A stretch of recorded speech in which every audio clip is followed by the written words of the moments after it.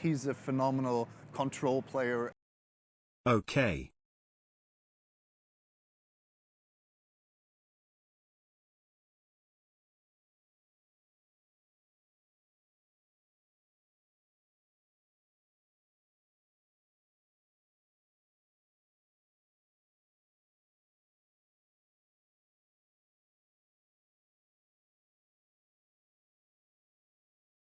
Hi.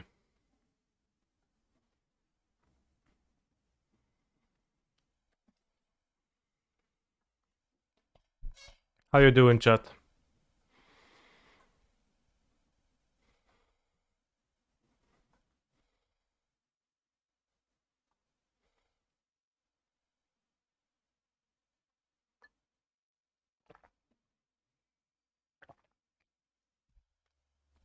Seriously, how you doing? I'm not starting before you answer. Doing good? Good.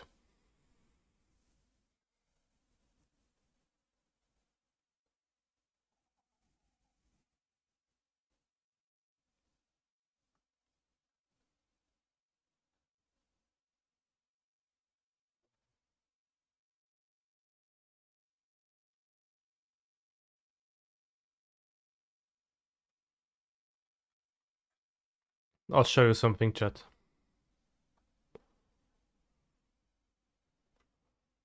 I'm doing bad, I'm sad, Johnstar. Hopefully it's gonna get better. I posted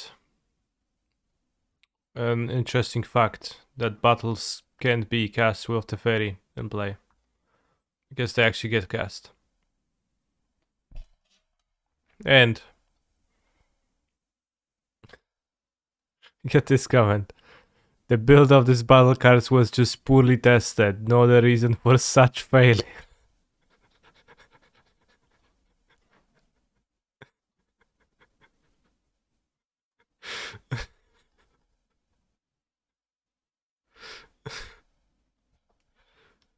Such failure, bros.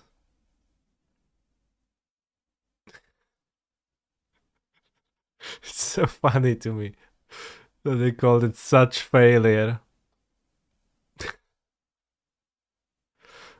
And also somebody pointed out that you can just attack the fairy instead of the battles. And that's kinda a good point. Everybody always asks how you're doing, but not why you are doing. Who's sadder, me or Rui? Probably Rui. So yeah, attacking the fairy seems like a viable alternative. Then you can kill him and maybe even kill both the fairy and the battle in the same combat.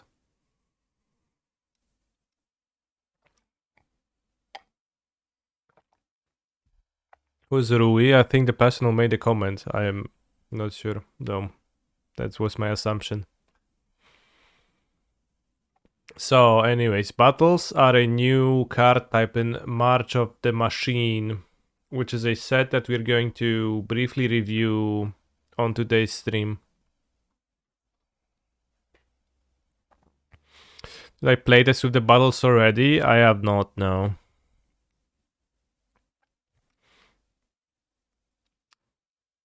What if opponent bolts your battle when they have the ferry out? Well, then you get checkmated. So you're gonna go, invasion. You can first talk about how a battle card type works, which mostly you should know, but let's look at Ixalan, why not? A battle siege is going to be a permanent type card. Will I review talk about standard also? A little bit. Not the main focus though. So, a battle is a permanent, it has a mana cost in a corner like we would come to expect. They're printed sidewise, so they're actually pretty annoying to read sometimes on the pages where they're posted vertically. Or rather horizontally, no, vertically. Did I invite Gab to join my 40 silent set review again? No, Gab is way too busy with winning $40,000 on Arena. So I don't want to interrupt him. So battles, I think all battles have an ETB effect. They do something when they enter the battlefield. Then you attach them to one of your opponents. Choose an opponent to protect it, so you attach it to just your opponent in a 1v1 game. And you get to attack it. If you deal 4 damage, if you deal enough damage to it, or rather, when its defense counters are reduced to 0, and the defense counters 1 damage dealt to a battle equals 1 defense counter removed, then the battles transform. You exile it and then you cast it transformed. So the spell is going to, I think, it might have not been confirmed yet, the spell is probably still going to have the mana value of the original side of the battle. And you just cast whatever is on the other side, your prize. So essentially, you're kind of setting a planeswalker on your opponent's side to kill, and then you get a reward. It's a one-time reward in form of a monster, enchantment, sorcery, planeswalker. There's like various card types on the backsides of the battles. And that's how battles work.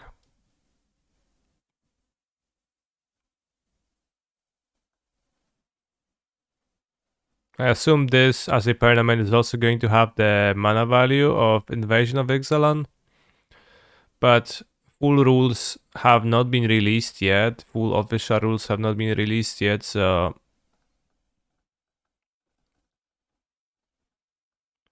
we can't know yet. The whole set is out. Yes, the full spoiler has been released. It's been a little bit weird because the release is, there is still 11 days until it releases on Magic Online. And the pre-release is in a week. So there's so much time, and they showed the entire set on Wednesday already. Backstash, I know.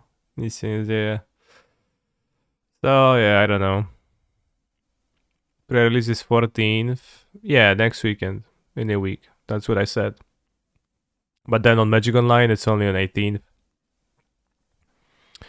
So they showed the cards very early, it feels, but I think normally they showed it on Fridays, but they just did it on Wednesday this time. I know it's connected anyway to Easter. I don't know why it would be. Maybe. That said, we know all the cards and we can talk about all the cards in the set. Wow.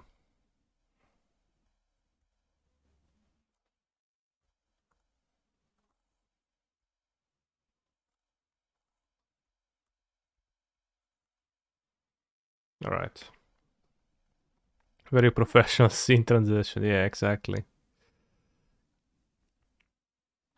So yeah, thematically the set is kind of wonky. There is beings from all the planes, but for true gamers that care about, I guess let's put it in the title, Canister reviews your mom for Modern and Pioneer mostly.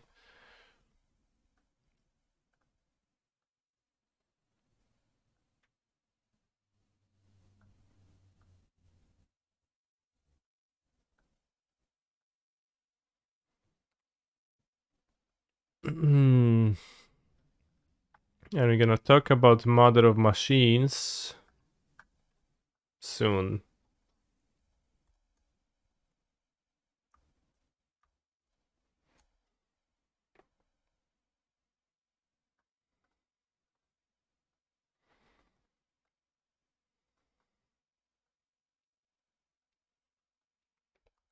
That's why I said that she's without a title. Mother of Machines, no more. Right, so we've got Elesh Norn. 4 mana Vigilance.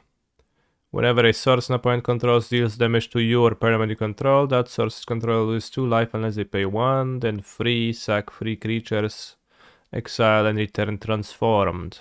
3/5 Vigilance. It transforms into the Argent Teachings,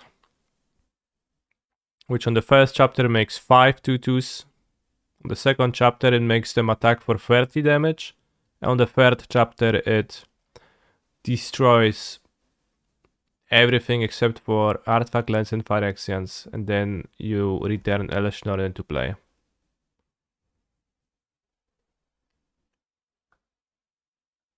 So, Elesh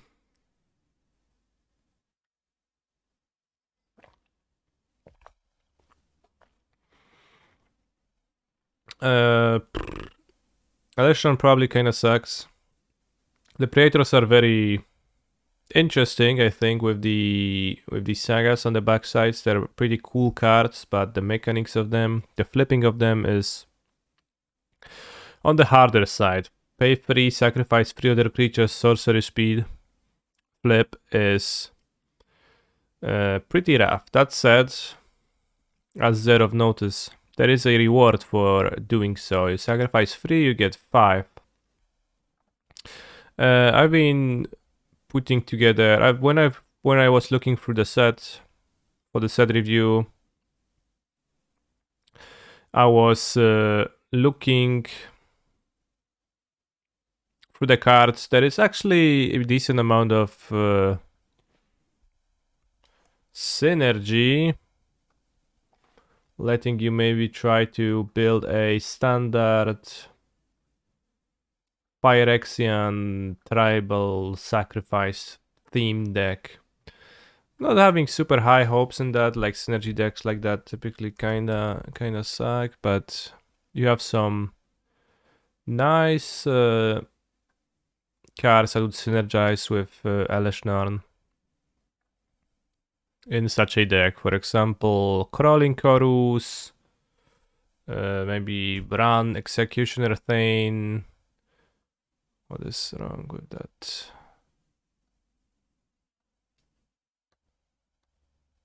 Okay. Bran, Executioner Thane, Crawling Chorus. There is some other cards that are Phyrexian and make tokens. Skrelv Scythe. And then we also have got the pretty hard to grasp second ability.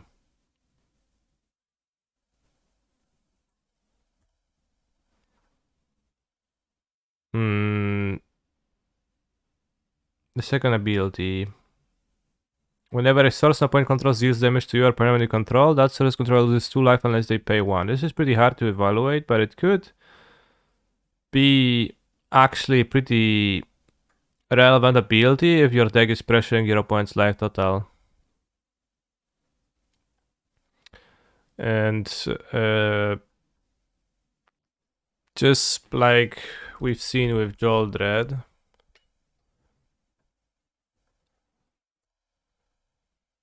for example, where I still shit talk Joldred whenever I get an opportunity, but undoubtedly the community as large recognizes her as a powerful card, and she does seem to have a decent amount of playability to her. Just life loss adds up, right? And without a good grasp on how often you'd trigger the ability of Elesh Norn,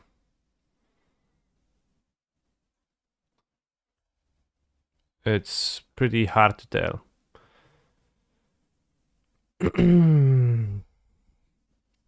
But yeah, I don't imagine Elesh Norn to really exist outside of standard at best, so I'm gonna give her 2 and say she's a standard card at best. because aside of that, I think that it's like not doing the thing that's needed, not the scope.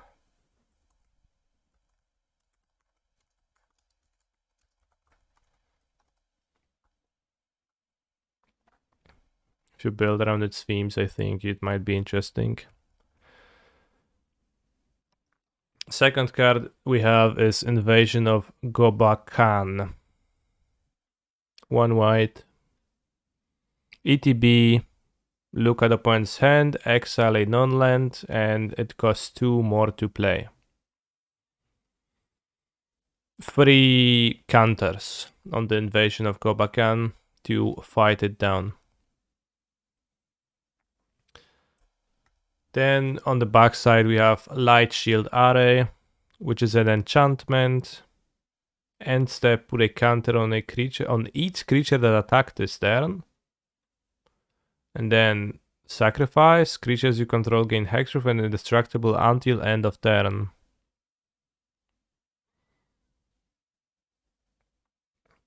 It's pretty interesting. Upon first few readings, I haven't failed to notice that it puts a counter on each creature that has attacked this turn, and I assumed it puts a counter on a single creature that have attacked this turn. Now, how does that change things? Well, maybe a little bit. The thing with battles is that, as I said, they are permanents. So permanents you can blink for value. It's not very common that you can blink any type of permanent. What comes to mind is Yorion, but obviously you can't play Yorion nowadays in any format. Yorion looks like this nowadays, by the way. There is a new one, 3/3 for free, but it's a card that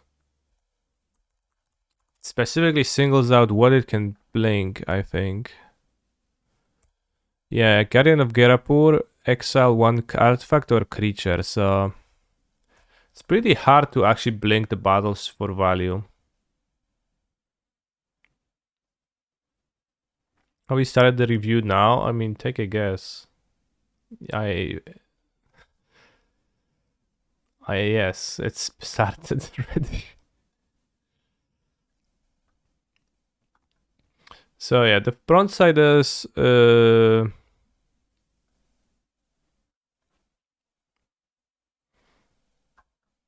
a bit stinky. Is it under your control still after you cast it? Yes, it is under your control, but you can attack it and your opponent protects it.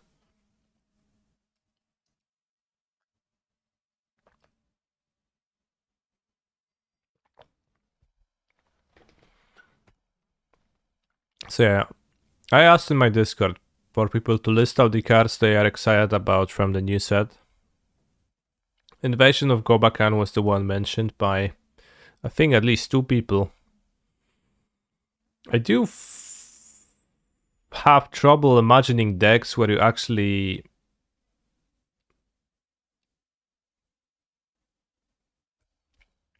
put.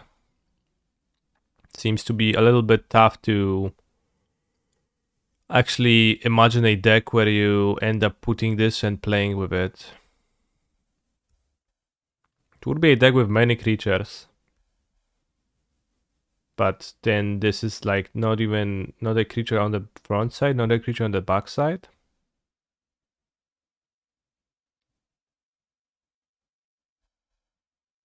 I think these are strange.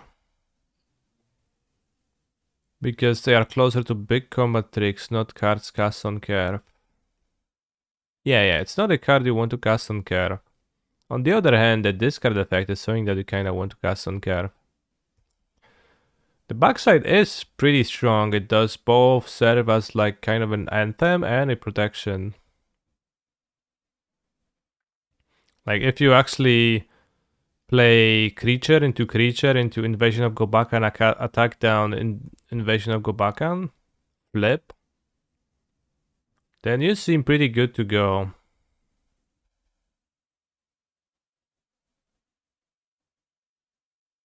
Your opponent is disrupted, your board grows. It's pretty hard to commit slots to non-removal effects like this in your decks, though. Very easy to deal 3 and blue-white soldiers with Harbin, for example. That is true. If you have 3 power creatures, then this can be gotten down by a single attack. Then you've got sweeper protection, some extra power on your creatures, ability to overextend. Alright, I'll give it 2 because there is some nice things going for it, but it seems a little bit weak because it's like just the type of a card that you almost never can put into your deck.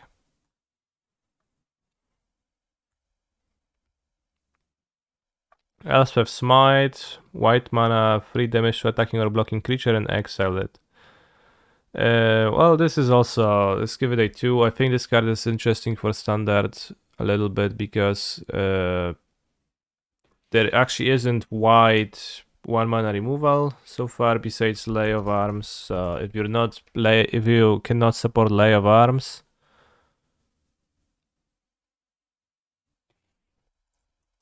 Lay Down Arms. If your deck cannot support Lay Down Arms, then Elspeth Smite might be a sideboard card. So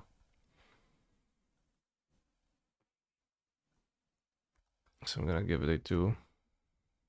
Did I rate the best card already? Da Vinci, bro. Stop it. I don't know what, but don't trick me. Guardian of Girapur. This card is unplayable, bro. The removal spell? Well, it's okay. As I told you where it's okay. I was literally looking for a 1 mana removal spell for my Green White's Enchantments deck when I played a challenge with it. There was nothing, and now they printed something like that, so I would sideboard this versus aggro. Alright, Guardian of Girapur. 3 mana, creature, angel, flying, ETB, XL1, artifact or creature, then return it. 3/3. Angel creature type. There's a few fillers in angels, and blinking is actually not nothing in angels, so we could do that. We could play that card in angels. There is also probably just real decks where you could play it like 3 mana, free flying. Those are some chunky stats. Like we don't get that. You don't get that often. Right? It's just 3 mana, free and flying. And then if you can make the ability draw a card, that's actually just really good. If you just you care I don't know, let's say you just blink like Spirited Companion in standard. Or you blink, yeah, a Loran is a card you can blink. Or you can blink, well, you can reset Fable. That's a bit harder to do. It needs to go through all the 3 chapters, and you don't often want to do that, but technically, yeah, you can, you know, Bankbuster. It needs flash. Well, it has insane stats. 3 mana, free flying. Fable can copy it. That's good for standard stuff. Yeah, that's not a bad combination for sure. Especially if you have other ATBs. So Guardian of Girapur. So seems like a solid standard card. Good on raid. It seems like it could also give some much welcome aggression to the mono white deck, because a 3 mana free flyer would be a card that pressures people meaningfully. So kind of excited about that after I read it out loud. And then in Pioneer or Explorer or any other format where you are interested in playing Angels, I think it's a card that likely makes the cut in your company. Angels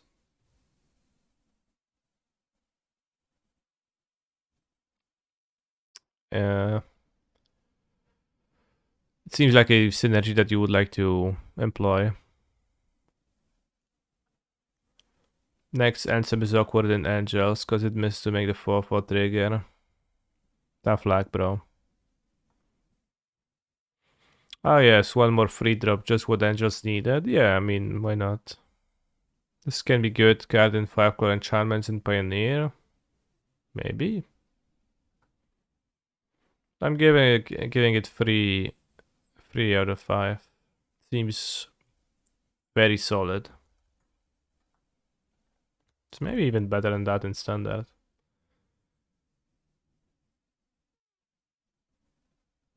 If I read my ratings, then 3 woke canisters means solid cards, constructed playable, maybe a bit fringe. So that seems okay. Did I rate Surge? Bro, I'm going in colors order. In not alphabetical order, because double chorus first, double faced cards first, and then alphabetical order. You can also check the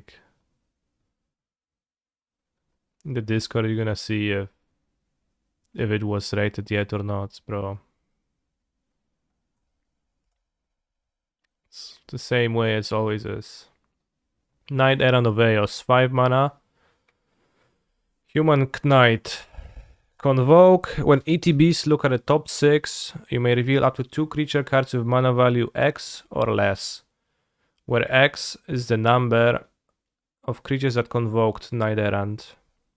You missed this as Convoke. Well, this would be much weaker without Convoke, given that its ability refers to convoking.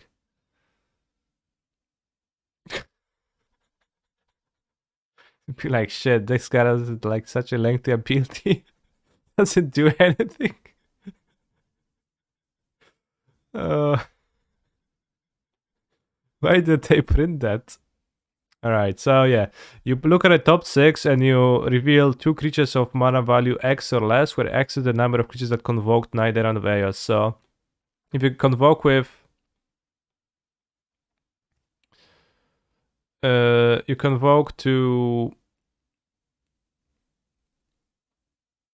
convoke it with 2 creatures and you get to grab 2 drops or lower. If you convoke with 3, you get to grab 2 free drops. So yeah, overall it seems very, very solid. Again, with white cards. It's not a great card for blinking. I was about to mention that Guardian of Girapur seems excellent with this, but it actually doesn't. You blink it and it doesn't do anything, because you haven't convoked it. But it seems like a nice value option for white decks, white creature decks. Not to search too far, we can even look at mono white in Pioneer. A deck that is playing plenty of 1-drops, 2-drops, like Luminarch Aspirant, etc. It seems to me pretty interesting to play a 5 cost, so dodge is Fatal Push. 4-drop that you can hopefully expect to cast maybe on turn 3. Realistically, probably on turn 4, if you keep some of your 1-drops. And then you grab 2 extra cards. You have like a strong body on the Knight Errand. Seems pretty impactful in decks that are focused around 1 and 2 drops.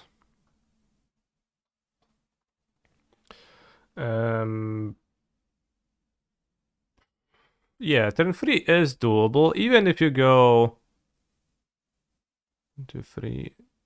Like, it's doable, but your opponent might just interfere you by casting a removal spell. That's why I said it's not very likely.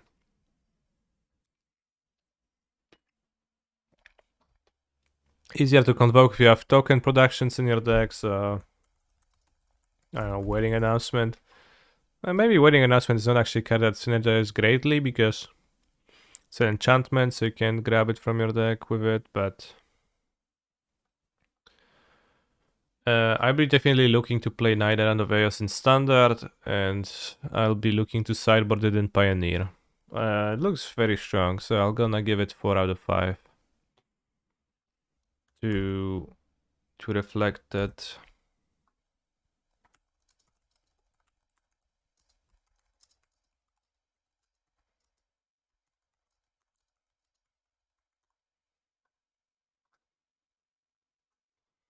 That's my evaluation of the monster.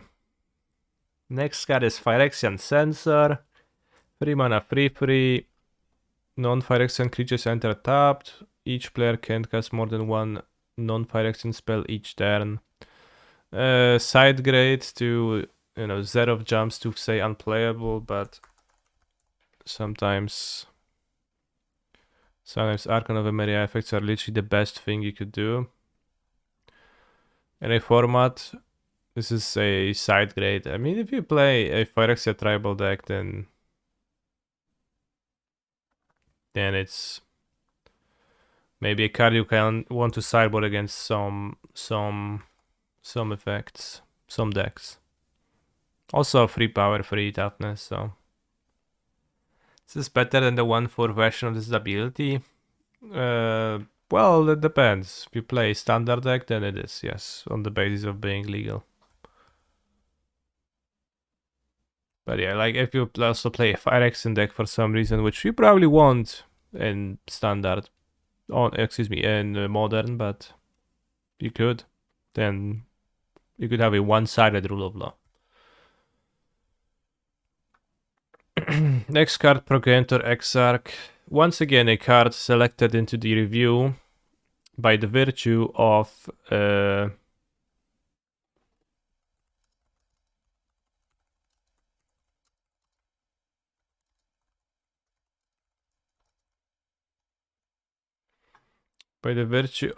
me asking in the Discord what cards do you like, chat, and somebody said I like the Progenitor Exarch, and I asked why, and they said, well, because I really like Pioneer Cut Hammer, and it's a 1-drop cut that is actually pretty okay because it also scales well into the late game. So I was like, yeah, I mean, sure.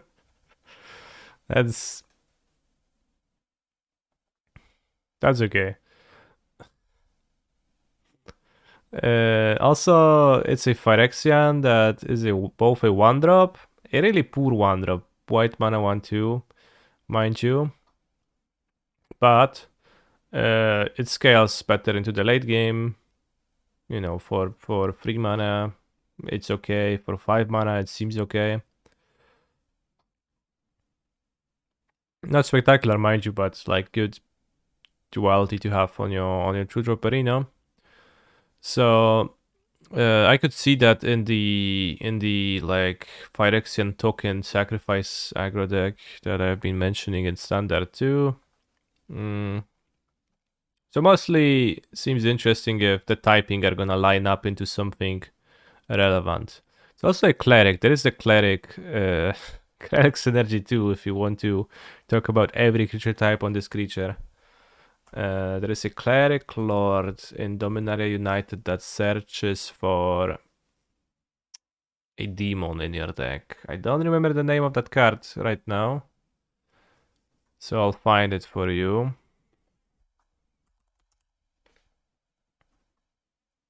Raffine is a demon.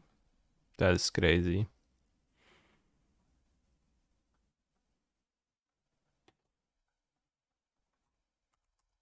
Nobody remembers a cleric.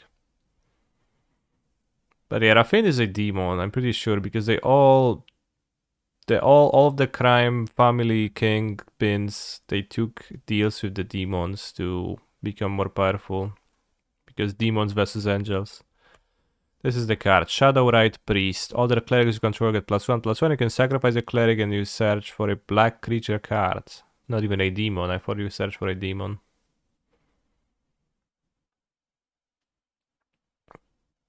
Put on the battlefield and shuffle. So, I mean, I guess you can sacrifice the Exarch. The tokens don't matter though. Damn, the priest is strong. You sacrifice, like, if a lord and then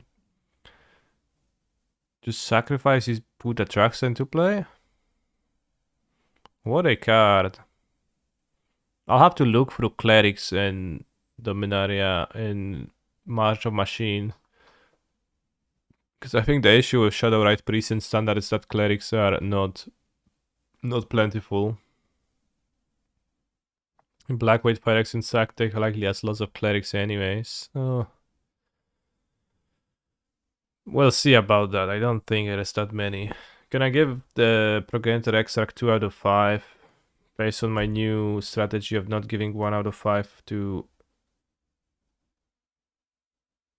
any cards.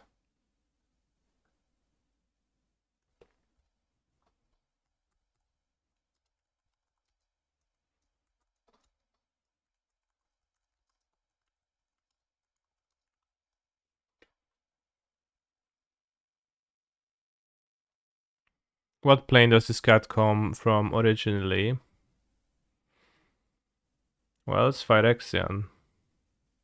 It's an Exarch, so it's probably just from Mirrodin. Leonin, they have Leonin there. And I think Exarchs are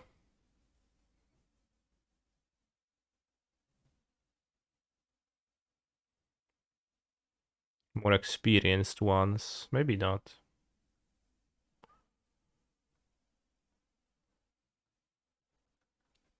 Well, that being said, it's a Phyrexian now. Sander the Gateway. 2 mana, sorcery. Destroy non-token artifact or enchantment, incubate 2. Or incubate 2 that transform incubator token you control. So you have a disenchant, but you also have a 2-2. And the disenchant is sorcery speed, but it does make a 2-2. Interesting. Interesting effect here. Interesting extra value on your disenchant. Being a sorcery speed kinda sucks, of course, but you have to treat it more as a creature than a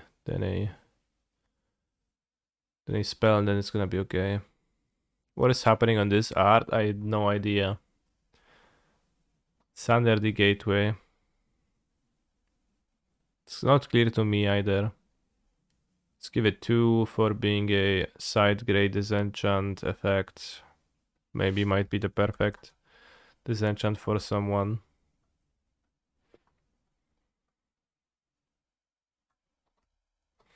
Surge of Salvation, white mana. Instant. You and permanents you control gain hexproof until end of turn. Prevent all damage that black and or red sources would deal to creatures you control this turn. So yeah, there is a cycle of color hate cards. Every color gets an uncommon card that gains additional effects when facing off against cards of its enemy colors. Here we've got Surge of Salvation, and it's pretty interesting that in Surge of Salvation's case, it is actually not the main allure of the card. It's actually pretty secondary. The prevent all damage that black or red sources would deal to creatures you control this turn is pretty secondary. That being said, you and permanent you control gain hexproof until end of turn is a pretty nice combat trick, casting a wide net.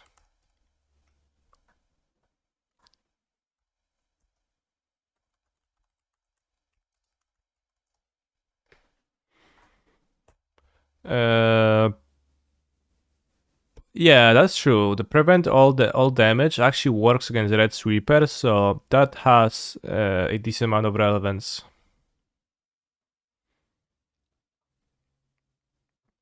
So modern just it's a hammer card. Hammer likes to play tricks. Blacksmith skill is great, but Surge of Salvation is different enough and potentially even better enough that it is a serious consideration over Blacksmith skill, and probably something I would lean towards playing in Modern Hammer now. There's a nice selection of cards that was pretty hard to deal for Mono White Hammer previously. my preferred build of hammer is mono white. Didn't love splashing for spell pierce. But that left me a little bit weak to, for example, Force of Vigor, which targets multiple permanents. And Surge of Salvation gives hexproof to everything, so it takes care of that. On top of that, Surge of Salvation can stop Grief or Thoughtseize if your opponent leads on a Bloodstained Mire Grief. You can cast it, and then your opponent's in a tough spot. They wanted to cast an Undying Malice on their Grief. Now they can, but they will not get any cash from your hand. Seems pretty great. Elfuro, thank you very much for your Prime Gaming sub. Very based. Win rate say something else, sure. Yeah, stops the entirety of a Fury, Surge of Salvation. Surge of Salvation. Well, why did I put Surge of Salvation again? Fury, rather. What the fuck? So many Fury cards. So yeah, Fury stops the entire trigger of a Fury for 1 mana. Blacksmith skill couldn't do that. Surge of Salvation stops an Archon of Cruelty trigger, or even if your opponent has multiple Archon triggers, it just stops them all.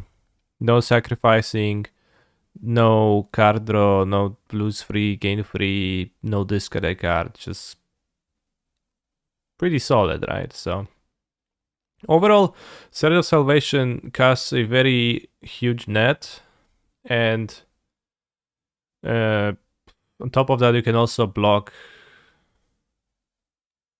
black or red creatures and then prevent the damage, so that you can fog them essentially, I guess.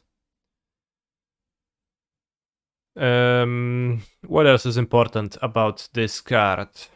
Well, yeah, Invoke Despair in Standard. You probably are going to be looking to play Surge of Salvation in Standard, because if your opponents are playing Invoke Despair, that's just an excellent way to counter it for 1 mana. So, all things considered, Surge of Salvation seems like it is a little bit wider than Blacksmith skill, and it's going to be my default go-to trick in Mono White Hammer for now.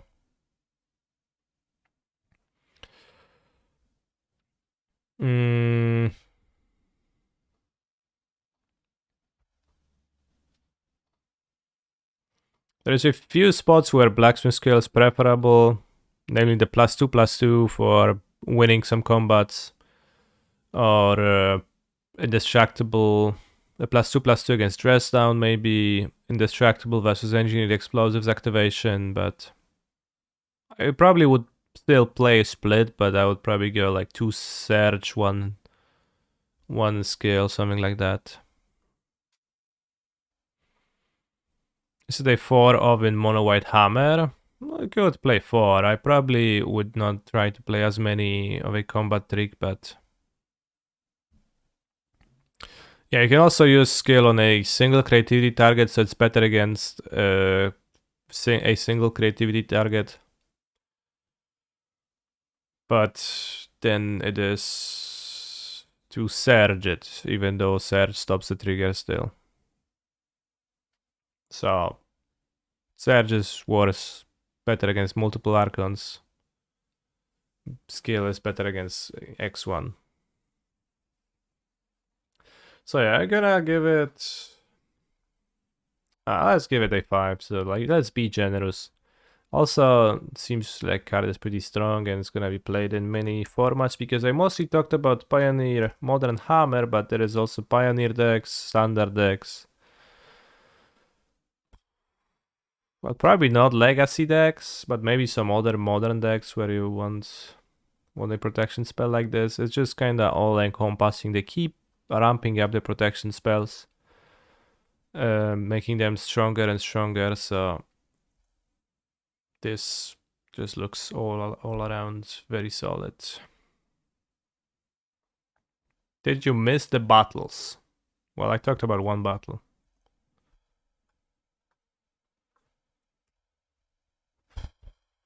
What comes next? Archangel Elspeth.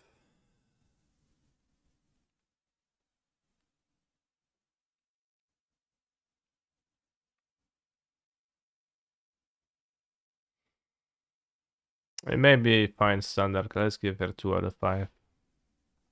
It's like not a bad planeswalker, but might need to think twice if you want to play Elspeth or Wandering Emperor. Why doesn't it give a flying counter? Oh, let's talk about that. Let's talk about why Archangel Elspeth doesn't give a flying counter. That is simple. It's because...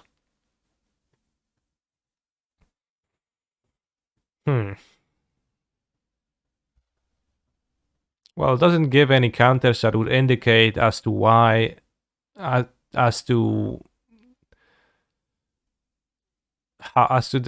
It doesn't give any indication that the creature is an angel, so you do have to track it somehow.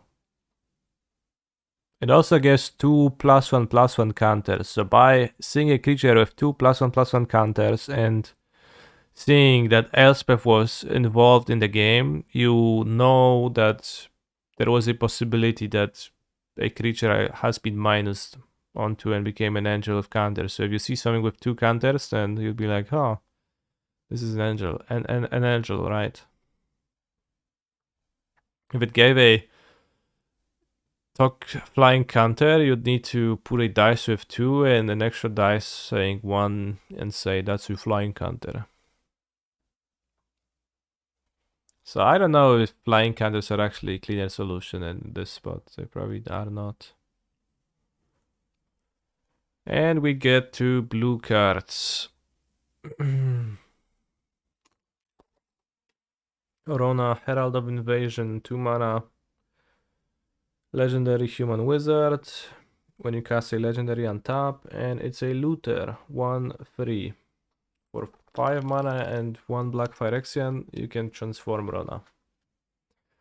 That's another theme of double-sided cards in the set. It's people succumbing to Phyresis, I guess.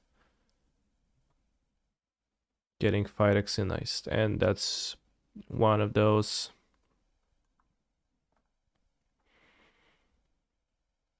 This is one of those. Rona can transform for 5 mana and 2 Phyrexian. Let's see what she transforms into. She transforms into Totalitarian Obliterator. 5/5 trample. Whenever a source deals damage, source controllers exiles a card from hand at random, and if it's a land, you put it onto the battlefield, and otherwise you cast it. So you cast a random card from their hand. Cool. But I think the more interesting part of this is that it gets to untap whenever you cast a legendary spell, so Chatter's already excited to mention Mox Amber. Retraction Helix Mox Amber equals infinite mana. Exactly. So, you know, that is one way to do some funny stuff. Then you can spend that infinite mana on transforming Rona, or maybe on something different. Could also just loot through your deck, you know, enable Mox Amber, does some funky stuff. Certainly, she's ripe for a combo. Mostly, I like this as a JVP in midrange that doesn't die to Stomp. Interesting.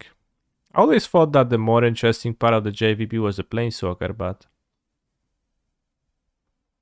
Play Grapeshot on her to cast your opponent's whole hand. You cast your hand. But it does survive Stomp. Might be good in Esper Legends and Pioneer. True. Maybe it's also good in Esper Legends for Standard as a 2-drop. There's been some, I think, below par 2-drops in those decks at times. Like, people are playing Ludevic Necrogenius ×1 in Esper Legends and Standard. I wouldn't mind replacing it with Verona.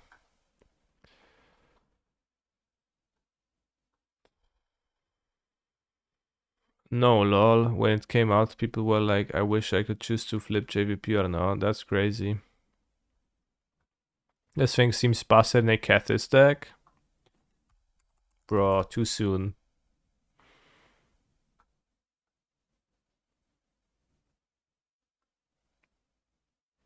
Too soon. Pioneer Band.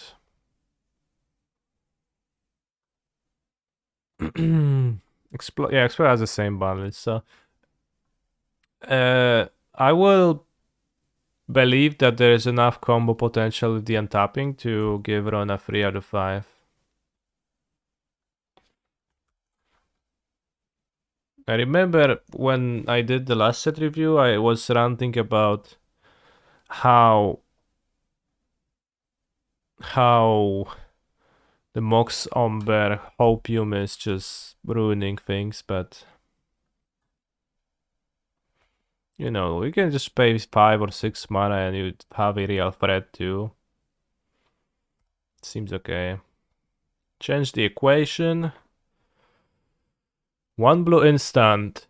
Choose one. Counter spell with mana value 2 or less. Or counter target red or green spell with mana value 6 or less. Yeah, also another color hauser. Once again, pretty flexible. There is one thing that is awkward about change the equation, namely it is that you can't just main deck it if you expect your opponents to play Esper cards, because a counter that only hits counters of the same cards of the same cost or less is just kind of sucky. But if you assume that a good portion of your opponents are going to be playing either red or green spells, then it suddenly is fairly main deckable, I think.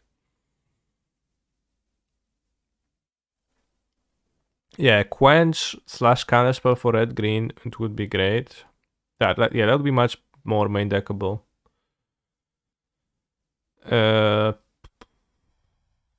Probably gets pushed out by Ethergas where the card is legal. Well, you're certainly gonna try to take advantage of the like slight main deckability. Let's say your opponents are playing red or green often enough that you're willing to suck it up. That you want to be able to counter Fable. I think Battling Incarnation. I don't know what else people play.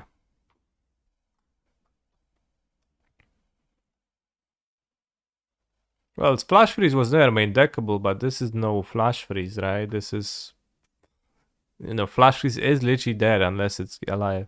This is not dead, it's just kind of bad. Ethergast is better. It can deal with stuff on the battlefield. Alright, the Ethergast is better, folks. Can meet me when I play my fucking powerful Esper Color 2-drop on every turn. And I'm just gonna fuck you up with my Esper cards. And you're gonna be like, oh no, Esper, Ethergast so good, bro, Ethergast so good. And I'm just gonna destroy you. Thalia on turn 2 every time. And you go, no, my Ethergast so bad.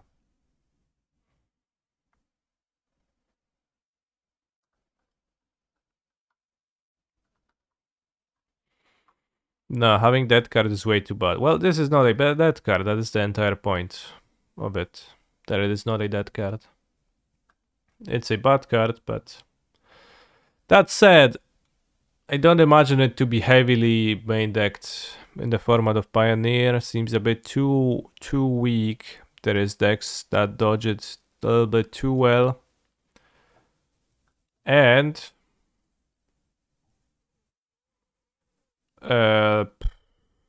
I wouldn't be super weirded out if I see people play it in standard a little bit. Let me check standard once again. There is like a mono white deck.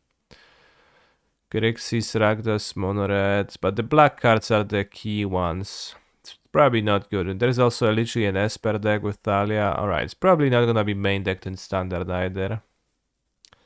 In most situations. There's blue-white soldiers. Yeah, okay, it's not gonna be main decked in standard.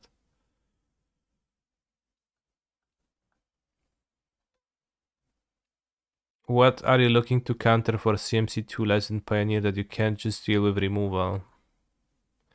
Well, now you're of the strawman that you have built is pretty immense, because what you're looking for is obviously in main decking a card like this, you're looking to cast it with the second mode the most often you can.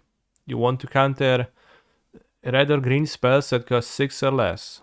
You're not looking to use the first mode, so by asking me what are you looking to like gain out of the first mode, well, it's obviously a concession to play the first mode in your main deck. It's not a reasonable argument to make. Bro, people play like 3 mates appear in blue and that card is terrible in so many matchups. Yeah. Exactly. Like, yeah. When you actually think about the competition, then like make this appear this. I think this compares.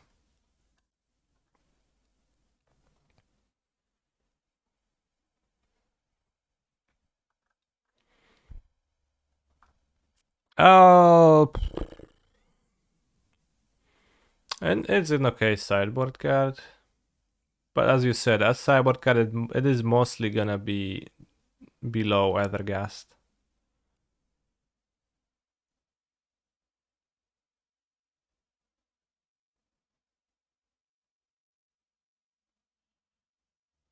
The main deck card, I think evolving its first is more important. No, because you main deck this in order to use the second ability still.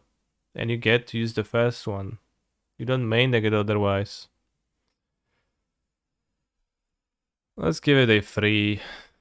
Bit high, but seems playable. I'm in good mood, so today cards are gonna get +1 to each rating. Chrome Host Seed Shark. What a combination of words. Chrome Host Seed Shark. So I'm not sure what the hosts are, but the flavor text seem to refer to each color having a different host as far as Phyresis goes. I don't understand. Is it just what they call themselves?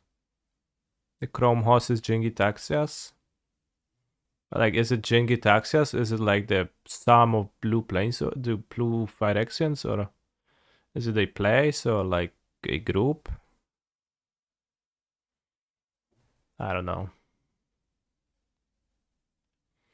This guy not good in my opinion. Shark Typhoon, this ain't. Well, with this logic, then yeah, maybe not. Also, with this Shark releasing, we have actually more flying sharks in Magic than we do non-flying sharks. So it is more common in the Magic multiverse for sharks to be flying rather than to be swimming. Which makes you question why sharks evolved to have fins, etc., and not wings, and how they breathe with gills in the air. But I'm just, do changelings not count? I meant original sharks, not changelings. Fins are wings. Yeah, I guess it just depends. Maybe, yeah. Fins are just wings. It just all depends on what you're swimming through. Like, there's some insects that are so small. So small that for them, air is so dense. It's like it's like swimming for them to fly through the air.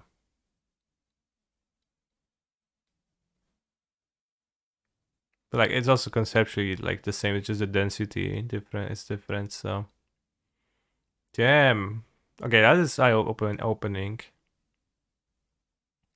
The non-flying sharks probably just don't get summoned into combat by planeswalkers. That is actually fair. Alright, so let's speak about the card. Phyrexian Shark, 3 mana, 2 for flying. Whenever you cast a non-creature spell, incubate X, where X is the spell's mana value. So, that incubate X means you create a incubator token with X counters and 2 transform this artifact. So, let's say you cast Opt. You make a 1/1 egg that you can transform into a 1/1 for 2 mana. So that's not good. You don't want to be casting Opts with it. Like, you don't want to be spending 2 mana later on transforming an egg, right?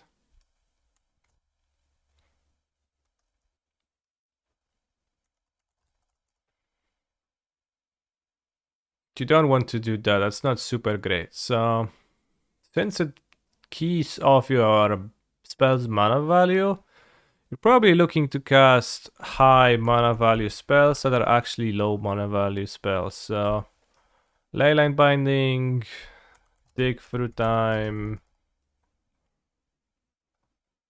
Treasure Cruise.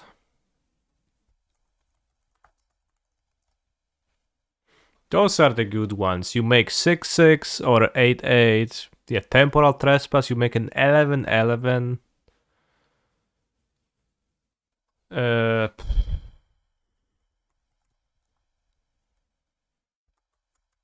Token. The tokens also, I think, importantly, they get created, but they're not creatures, and then they get transformed. So the creatures essentially have haste. If your opponent cannot remove a non-creature artifact, you can just transform the egg into a Phyrexian and attack with it immediately. That is nice. So the card plays actually pretty excellent against board wipes and sorcery speed removal. So anything that has a high mana value and you can cast for cheap instead of paying the full written mana cost is gonna be pretty nice with the Chrome Host Siege Shark. Gets 2 incubates from Bring to Light for the Pioneer deck. That is crazy. Well, the tokens cannot attack the turn they ETB, but they enter, and then if you pass the turn and you untap, then it's already been controlled. So if you transform it, it's gonna be able to attack immediately. They just killed this guy if they have removal, no?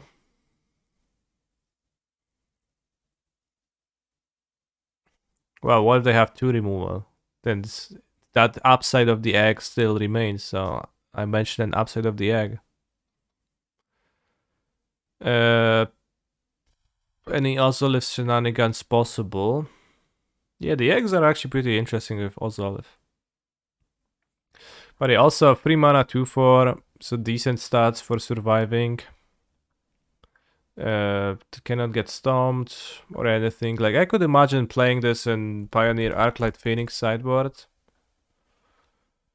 As my threat that would be good at dodging Graveyard Hate. Well, if you dodge Graveyard Hate, you expect to cast Cruise less, but maybe that's a bit awkward, but it's still high toughness, can block if that's what you need to do in a matchup. Good with... It's okay with spells that cost 3 mana or something like that.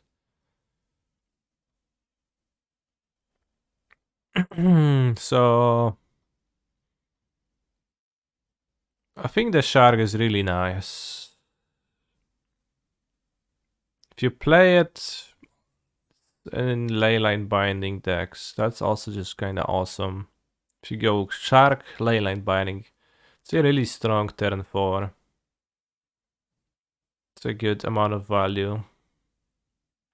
So both have a sideboard juke as a blocker, and like that 3 mana 2 for flying, those are just good stats. I'm gonna give it 4 walk keys. I expect the shark to spunk some nerds every now and then in various formats. That's a 3 out of 5 right there. Weak 3 too. Bruh, you're a hater. You'll see. You have no idea what the shark is gonna do.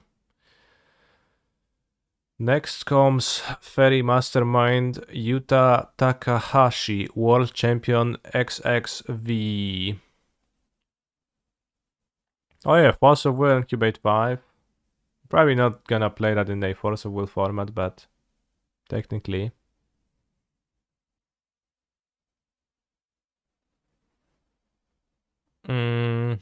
It's a bit awkward because the face does not look like a Magic card's face.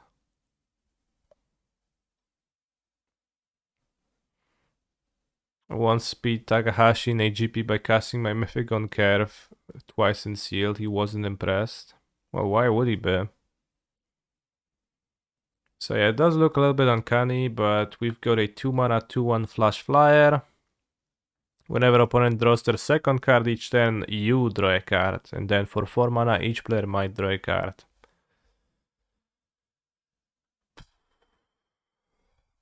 I guess you could say that Sheoldred taught us that players draw way more cards than you think at first in games. So maybe it's actually a real thing to Yuta Takahashi people out of the game.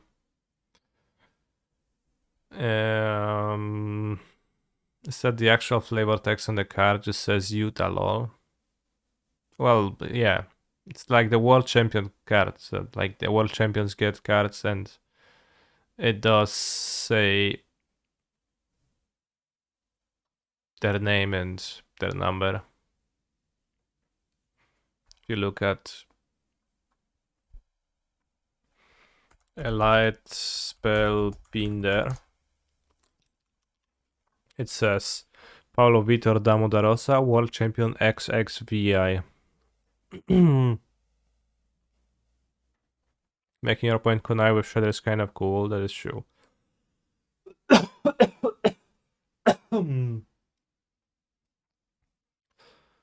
So maybe play it in Legacy.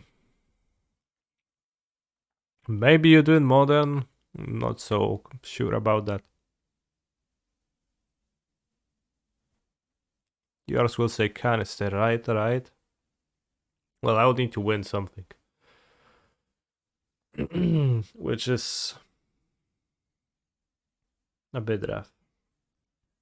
For it was a 1-2 Sarge. Yuta was saying that he wanted it to be a 1-3 so that he can block Ragavan and Thalia, but they didn't agree. Piotr Kukowski, World Champion XXXXXVI. I'll be dead by then. Canister, Vintage Challenge Top 8.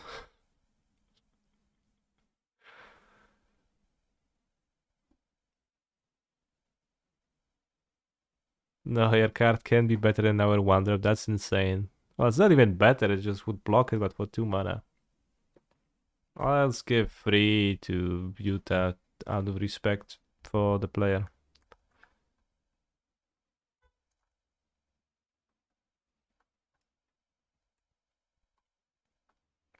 Next card is Zephyr Singer.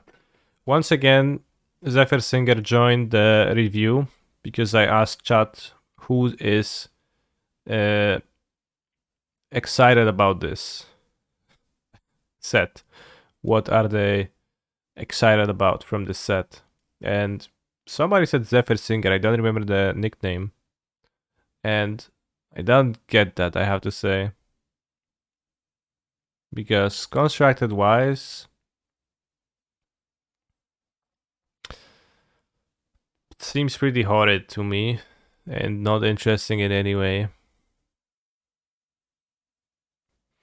When you look at Zephyr Singer, it makes me rethink my claim that fins are wings. Why is that the case?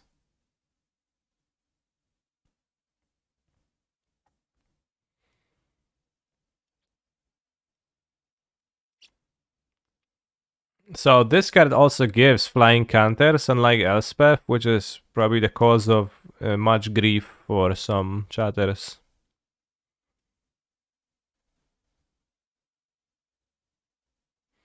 Wings are hair, actually.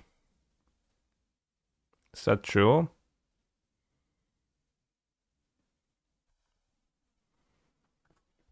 Are wings hair? Why do chicken wings have hair? What?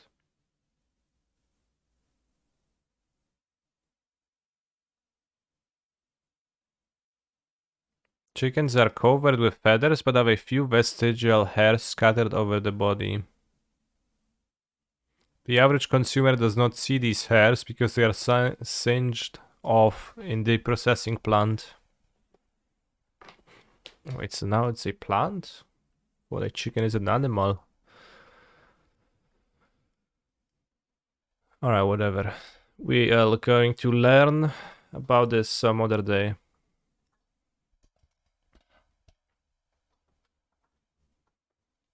So, Zephyr Singer, like, you don't play this in Constructed because what you gonna do? Like, convoke on your monsters and give them flying counters? Like, yeah, congrats, you freaking nerd. So, thank you for putting this card in my set review so I can have something to give one to. So it doesn't seem like I never give one ratings. You're not gonna play it in standard. There's like no way, no reason to. Could be good in Blue-White Soldiers in standard. Let me check. Siren, not soldier. This was a strong 2, scammed again. Bro, maybe take over. Like, sure, maybe I can just leave the stream. You can call in on Discord. Join the voice chat and just conduct the set review yourself. Like, why do you need me?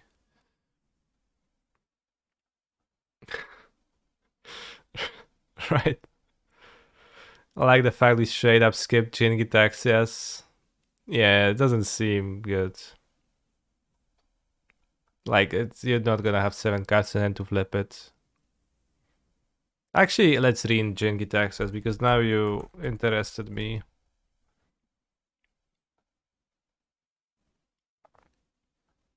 I liked when Jin-Gitaxias costed 10 mana, that was pretty cool.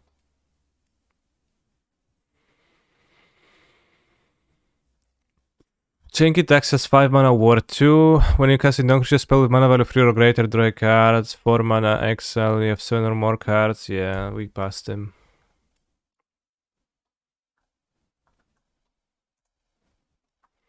This card doesn't look that good either. True. I think the Praetors are mostly neat rather than good in Constructed. The flip conditions are costly, hard, and the best ones are gonna be probably Shouldered and Vorinclex. Well, yeah, probably Shouldered and Vorinclex because they have ETB effects. And it's just gonna be the case. And Shouldered is 5 mana Menace 4/5. Notably not Death Touch anymore, Menace. When ETB, each opponent sacrifices a non-token creature or planeswalker. Norn static seems okay, and it's only 4 mana to cast. Yeah, Norn might be okay in like standard Phyrexian tokens aggro deck, if that is a deck, but I think she hinges on that.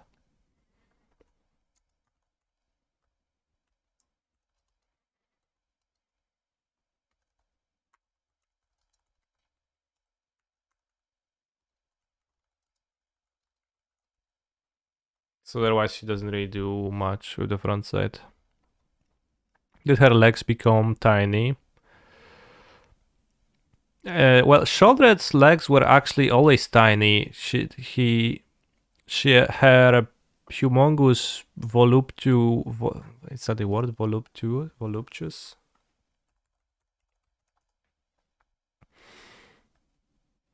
Voluptuous ass was actually just an implant. It was something that she was attached into, and not her body is just waist up. That's just how it is. And that's what happened here. You can see a little bit of a worm body in the backside. And chat is saying that she's riding Drivnot, but that was Sheoldred's shtick, riding some monsters, and now she's riding a centipede monster, I guess, seems like. But 5 mana, we've got an ETB effect, and then we've got a transformation effect, so if your opponent has 8 or more cards in their graveyard, that seems doable over the course of a Magic the Gathering game. Your opponent will gain cards in their graveyard, so you might be able to flip your Sheoldred into the true scriptures. First, you destroy a creature or planeswalker your opponent controls. Second, your opponent discards 3, then mills 3. And then third, you return all creature cards from all graveyards on the battlefield under your control. And then transforms back into Sheoldred. And given that she has an ETB effect, you also make them sacrifice a thing once again. Interesting. So, I mean, like, the flipping seems relatively real, if not to be used often. The most of the value is connected to being a Shriekmaw monster. It's legendary. Making opponent sacrifice. You lose your creature though. Well, yeah, but like, it's pretty strong, so. That's why I said it's costly, right? But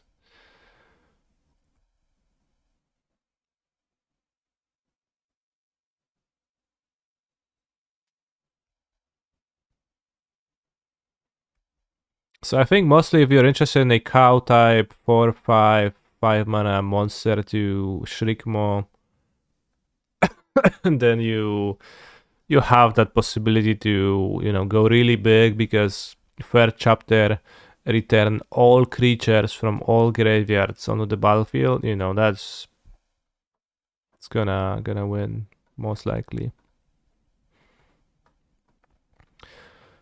You put a first lore counter on the saga when you flip it, right? Exactly. It flips, you destroy something immediately, and then next turn you make them discard mail, and then you perform the true scriptures. This is each opponent, you know, for example,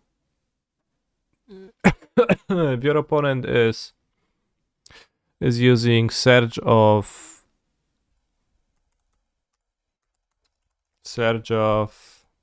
Salvation, then it might be better than Invoke Despair, right?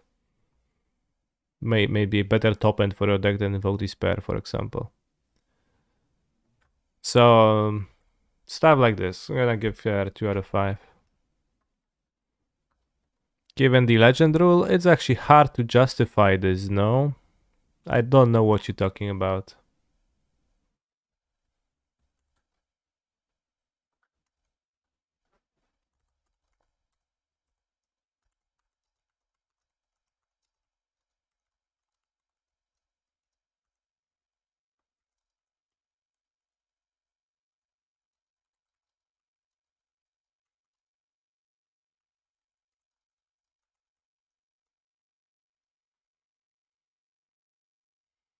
Most decks that would play this would also like Apocalypse.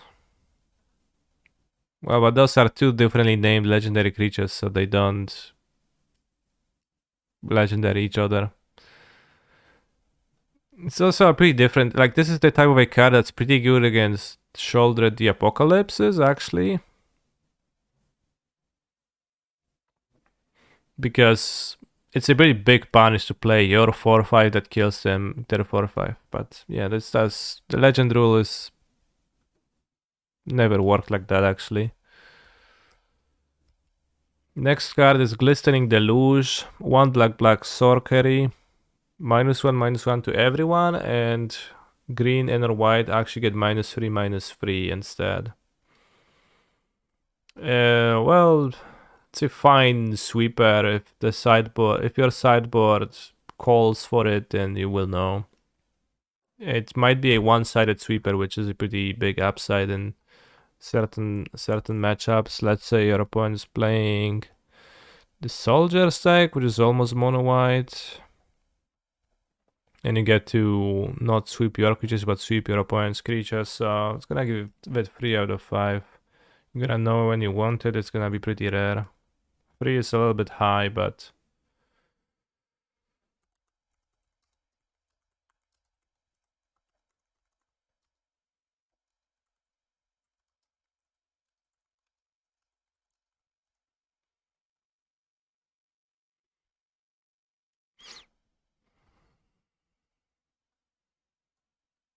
yeah, Toxic, it does work against Toxic. Toxic also has 4/4 creatures, so it's a bit awkward, but it always messes something bad. Any 5 so far? We've got Surge of Salvation, that was a 5.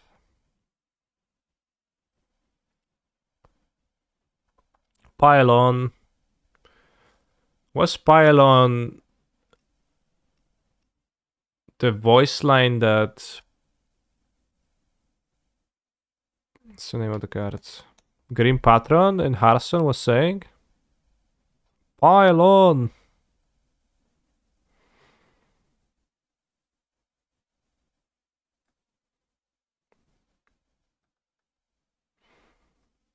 Is Surge of Salvation better than Blacksmith Skills? I think it might be.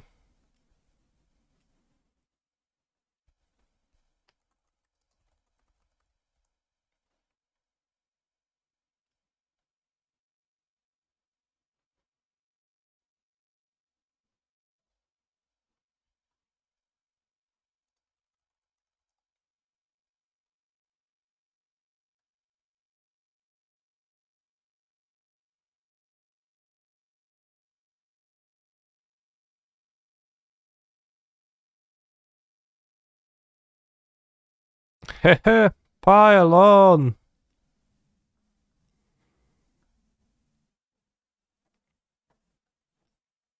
Yeah. Pylon's a strict OMB upgrade. Not that anyone would want to play Mob, but still. What's Mob? Oh, this. Actual card Mob. Convoke, destroy target creature. Crazy shit. Not all monsters fight with teeth and claws. Wait, does this card suggest that the mob are the monsters?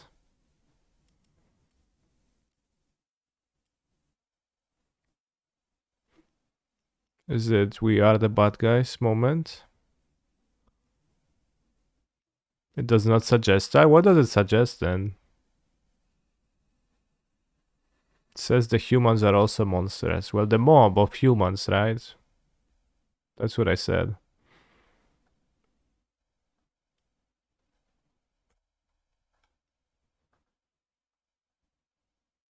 No, literally says not all monsters fight with teeth and claws. Fair. Alright, so Pylon, 4 mana, instant convoke, destroy creature, planeswalker, surveil 2.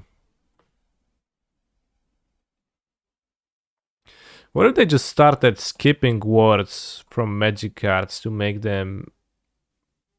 Like, you can skip so many words when you're reading a card.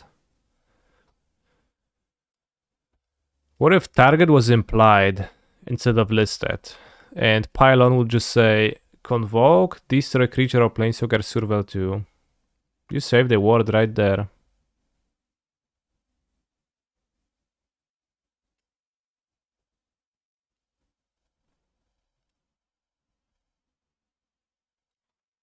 Not everything targets, exactly.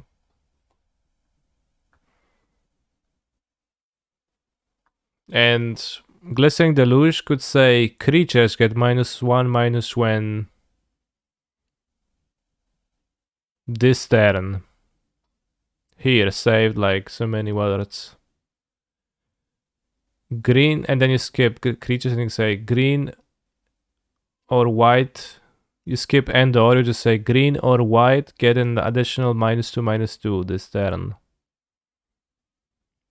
So this is like, I skipped half the words.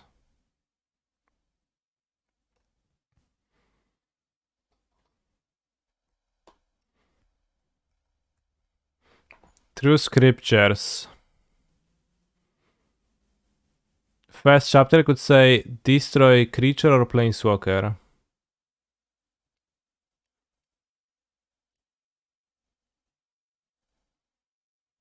Second chapter would say opponent discards 3, mills 3. Dot. Opponent discards 3, comma, mills 3. Dot. Third chapter.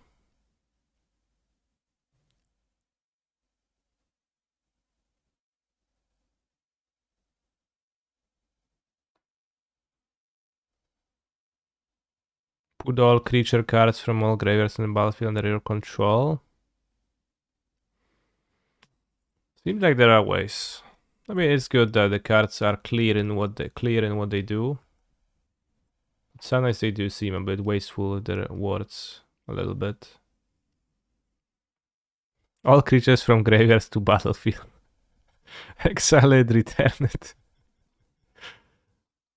Yeah, but with the issue of cards being very wordy, something to think about. So, Pylon. Destroy creature or planeswalker Surveil 2. Surveil 2 is a pretty solid ability. Destroy, good removal, 4 mana, instant convoke. So if you can convoke it down to 2 mana, it's pretty great, I think. If you can convoke it to 1 mana, it's awesome. You need to help it convoke a little bit reliably. So what you could do, Yawgmoth, yeah, that's okay. And Yawgmoth convoke is okay. You get plenty of cards, plenty of dorks, so...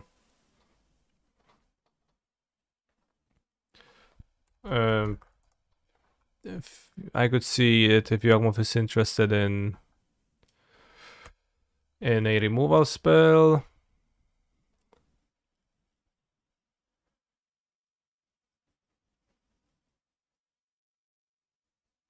What's the point of keywords like convoke if they're going to explain it anyways? Well, if you don't know what convoke does, you get to read the reminder text. And then if you know what convoke does, you can stop reading. You just read convoke. So that works. Or then you can have cards that don't have space for the explanation of convoke, and you don't do that on those, but you do what did on other cards, so makes sense. So Yawgmoth, Cauldron Familiar, I think is a good creature to convoke a spell like this with. Not a Cauldron Familiar though. So I think there are some spots where you can pile on for cheaper, and when you do it for cheaper, it's pretty cool. A full art does not have the reminder text. Let's check. Huh, pile on. That's true. The full art just says convoke. These are target creature or planeswalker Surveil 2. It's pretty inconsistent. They changed. I don't know if they changed that at some point. But It used to be that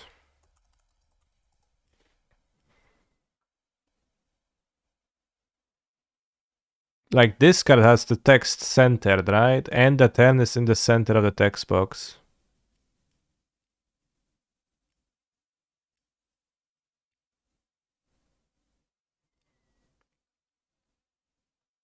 While here it starts from left.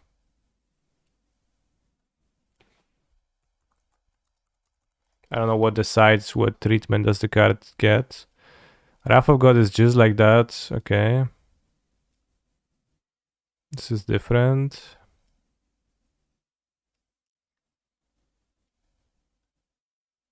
This is a Magic Online one. This is a Portal one. This is Shrinking Storm from Fortnite. Dominaria Remastered. It starts from the left. But in some other sets it's just in the middle.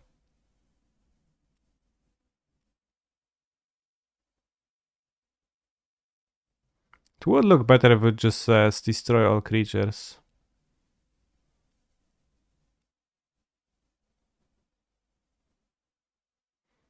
Don't think the first print time stop is centered. Well, the first time stop is this.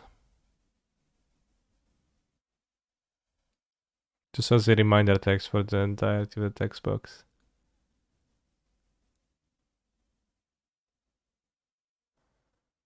Sounds like someone with Regenerate would say.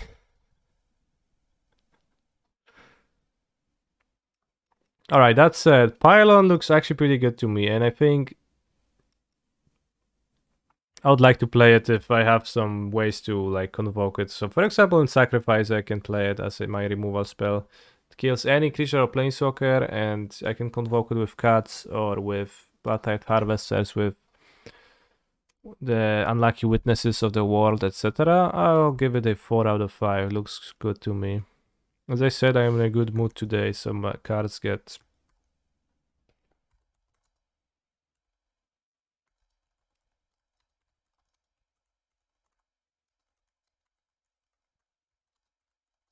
Maybe some zombie decks. There is like black zombie mid-range decks. And yeah, like Surveil is just a strong mechanic, so let's hide the time stop and let's move to red cards. Well, I said zombies and Pioneer, but probably you're right, Enervenegn. This may be in Ragdoll's sack, yeah, that's what I said. Would Convoke be better if you could tap opponent's creatures? Actually, yes, it would be.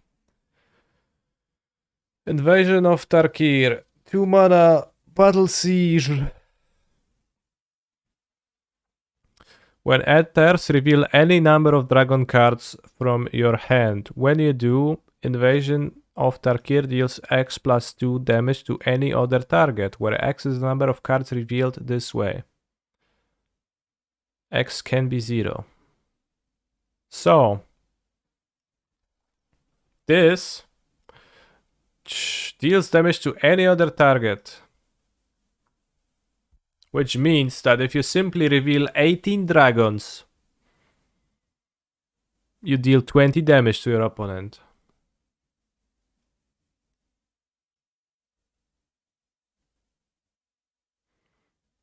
If you reveal 2 dragons, it's 4 damage. Yeah, I guess that's...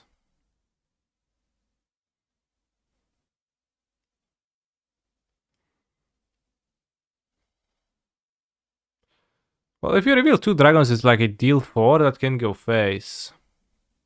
Which is...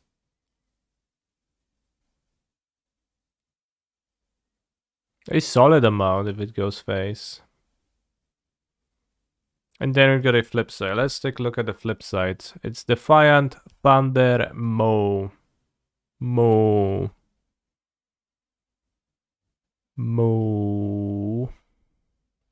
Flying Trample. Whenever a dragon you control attacks, it deals 2 damage to any target.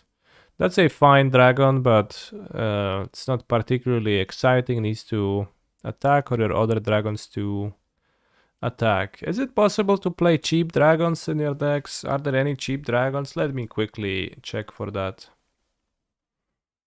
Notably, the battle cannot target itself. It says any other target, so it cannot target Invasion of Tarkir itself. So you're gonna go type line drag on.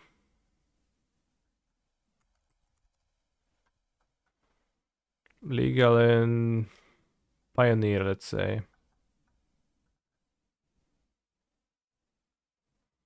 Don't forget that X can't be 0. No, it actually says that X can be 0, so it definitely can be 0. Kind of weird that it's like the reminder says it like that, but it does. I read it as can't be 0 at first either, which would make it much worse because you would need to reveal a dragon every time. But yeah, I'm looking through the dragons available right now in Pioneer. They're not so good. The cheap ones are not so good. Sprite Dragon, Smoldering Egg.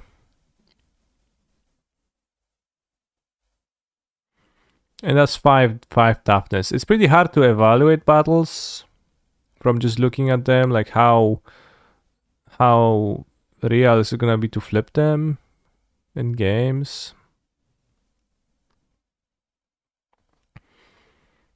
I mean, if you like deal 2 mana, right? If you play 2 mana card and you deal 2 damage, so you kill something, and then you flip it later and you get a 4/4, right? You spend 2 mana on this, plus whatever amount of damage you would have dealt otherwise.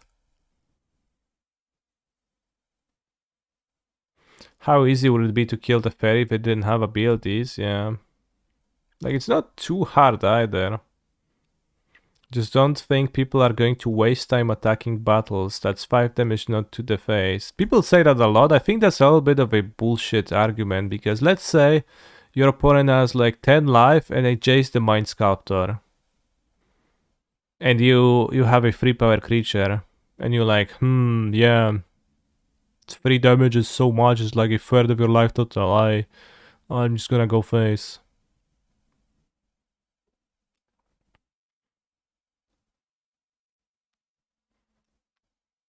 Tell me, Chad, would you have attacked Jason this spot or not?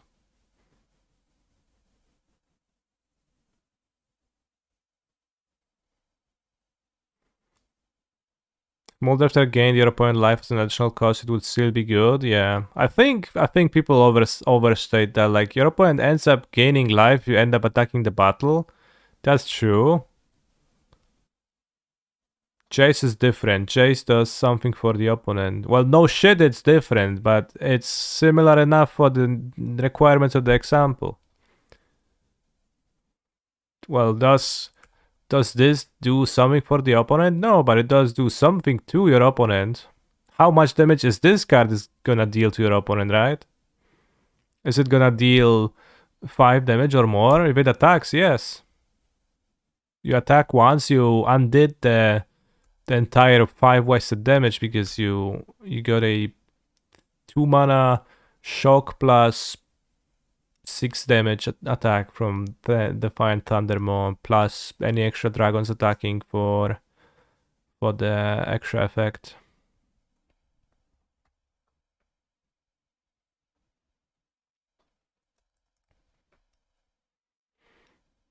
You would never attack battles, just life gain is good all over again, yeah.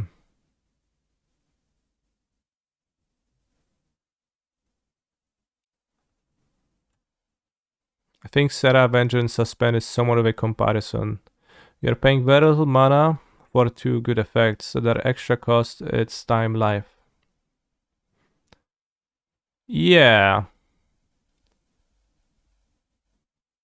So you waste 6 damage to kill the battle to deal 6 attacking with a transform. Nice, yeah. Can you target battles with damage spells? Yes, in fact you can target other battles with Invasion of Tarkir, so you can use Invasion of Tarkir to deal damage to your other Invasions of Tarkir.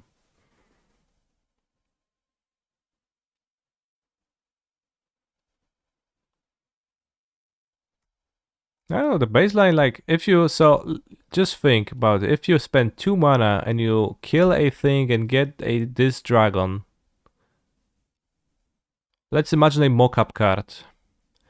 2 mana, 4/4, Defiant Thundermaw, Flying Trample, 4/4. Whenever a dragon you control attacks, it deals 2 damage to any target, and when Defiant Thundermaw enters the battlefield, it deals 2 damage to any target. How do you rate this card? As I described it. It's quite good. It's quite solid. It's really freaking good. Probably modern playable.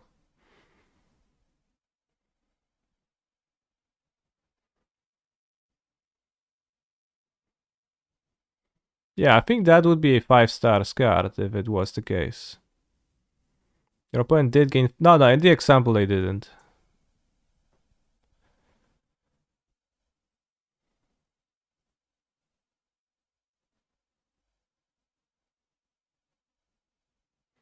More like a control card. I mean, it seems like a mid-range card. If the dragon had haste, 5 stars. The battle cards will tend not to have haste because they mostly come into play after combat, so there's no reason.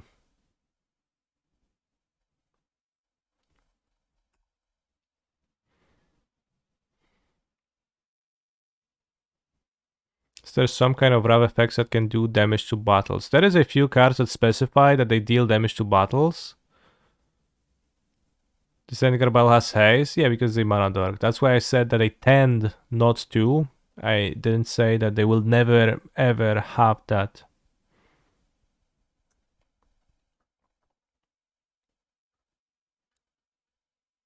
I'm also thinking if you can play Sprite Dragon, Smoldering Egg, and like Dragon Counterspell and Pioneer, probably no. Probably you can't.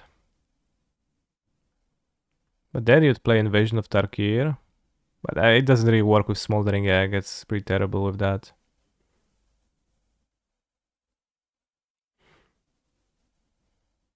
You'll get damage from Invasion with expressions with 4/4 possible without haste. Ah? Very true. Very true, yeah. It's Nicol Bolas the Ravager, Kalazev Prismari, Thunderbreak Regent, Adult Gold Dragon, Gorlori Bringer, Dragon Lord Ojutai, Ojutai on Zurgo, Aeon the Dawn Sky, Goldspan Dragon. There's not super great Pioneer level dragons, they all kind of stink. Do I think modern Yorion decks would want any of the battle cards as blink targets? Possibly. Yorion is banned, so you can't do that, but... I mean, I think this card could plausibly be okay even if you don't have dragons in your deck. Honestly. If you're just playing a mid-range deck. If Shock is a good removal. It's most likely it's not gonna be 2 mana Sorcerer Speed Shock is gonna be falling a little bit short. But if you have at least a few dragons in your deck, let's say you play Atsushi in your standard deck, which is a viable dragon kind of, then you can deal 3 damage sometimes. And then suddenly it's better. X can't be 0. Bros, read carefully. To be fair, I don't fault you. I have misread that the first time too. I have read it as X can't be 0, but it literally says X can be 0, specifically letting you know that you can reveal no dragons, which is weird. Also, Frank Dallas, thank you for your 17 months of subscribing.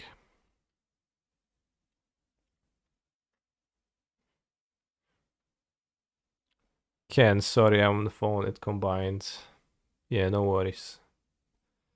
So I'll give it a. I'll give it three and a half woke canisters. I wanted to add halves of woke canisters like 2 sets ago, but I forgot.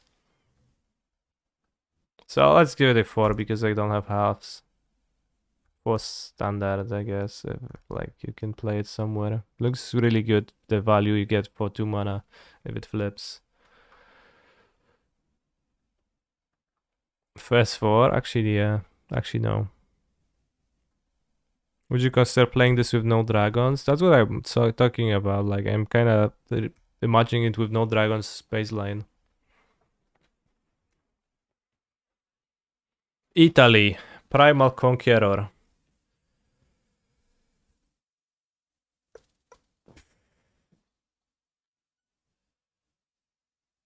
This is always... When I think of Italy, it's just... I think of where Mengucci lives, and it's just funny that they named a dinosaur after the country.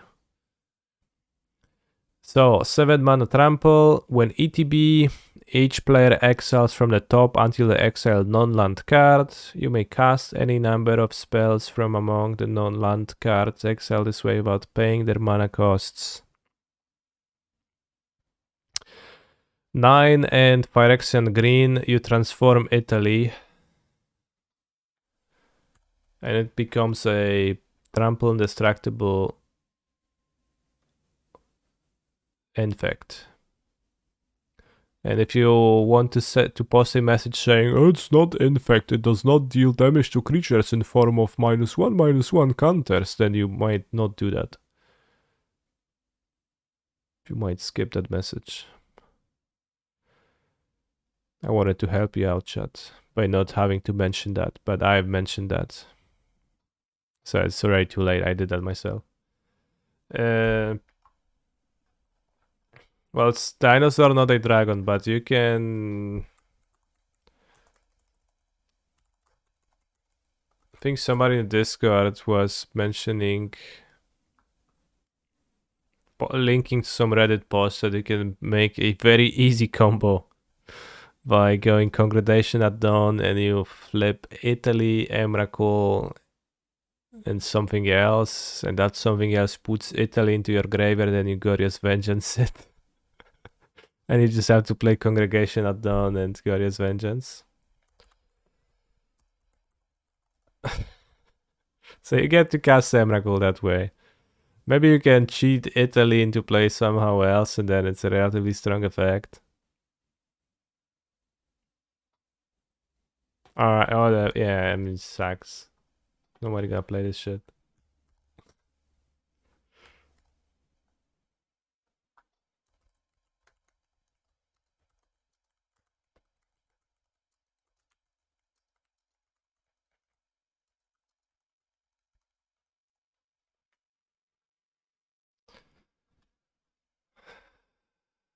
Yeah, Italy once again. Urabrask.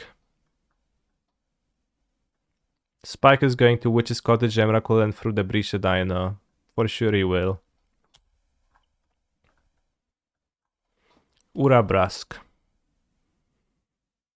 Urabrask looks kinda angry here. 4 mana 4/4. Yeah, the white protection spell, Surge of Salvation, was 5 stars. Whenever you cast an instant or sorcery spell, Urabrask deals 1 damage and you add red. Then red, exile Urabrask, return to the battlefield transformed as Saga. Only if you cast 3 or more instants or sorcery spells this turn. Why is Urabrask a traitor? Any lore frogs? So, Urabrask is red. Elesh Norn is white. White is about control unity, totalitarianism, and the Iron Rule, let's say. Urabrask is red, which is a color of freedom, emotion, and stuff like that. So, Eleshnorn wants to spread the glory of Phyrexia to every corner of the multiverse. But Urabrask, while he encountered the Mirran resistance in his sphere of the Phyrexia, he said, "Let them be," as the first flavor text of Urabrask mentions. Urabrask, the Hidden. When the Mirran resistance arrived, the furnace dwellers looked at to Urabrask for guidance. His decree stunned the others. Let them be.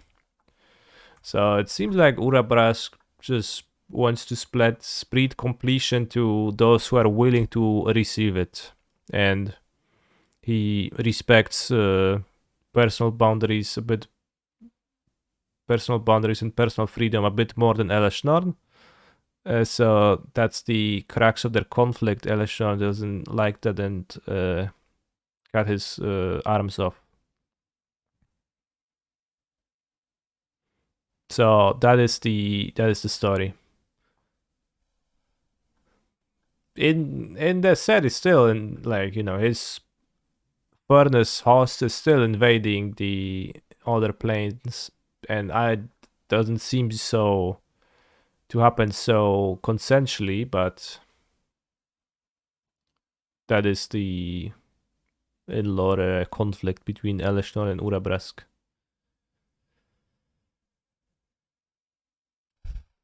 So, Urabrask, 4 mana 4 for First Strike.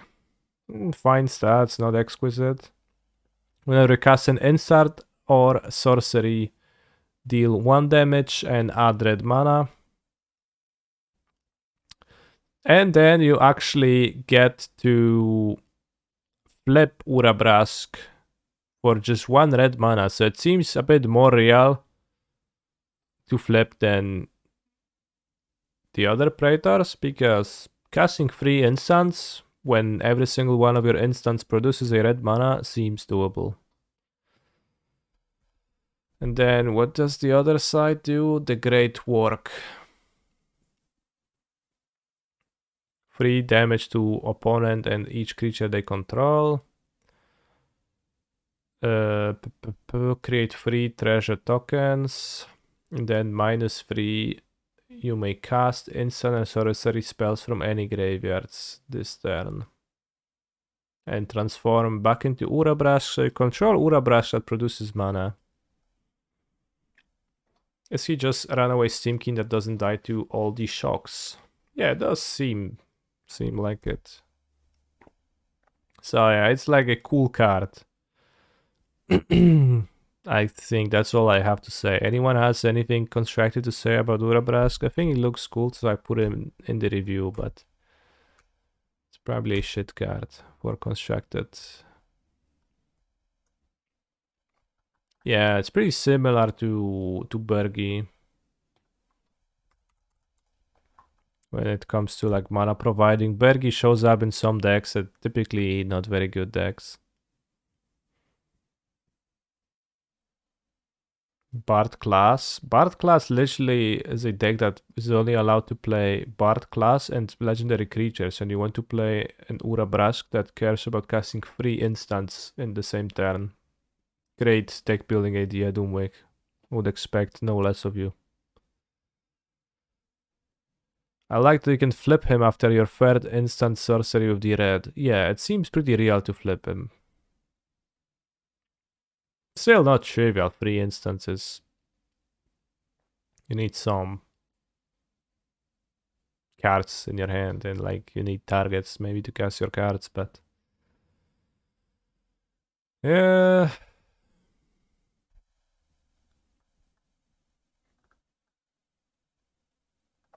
Plurethinic sideboard.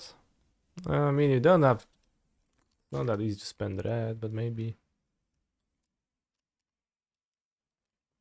Probably not. Your issue with this card is no faithless looting. I think you'll do different stuff. Faithless looting rather than Urabrask.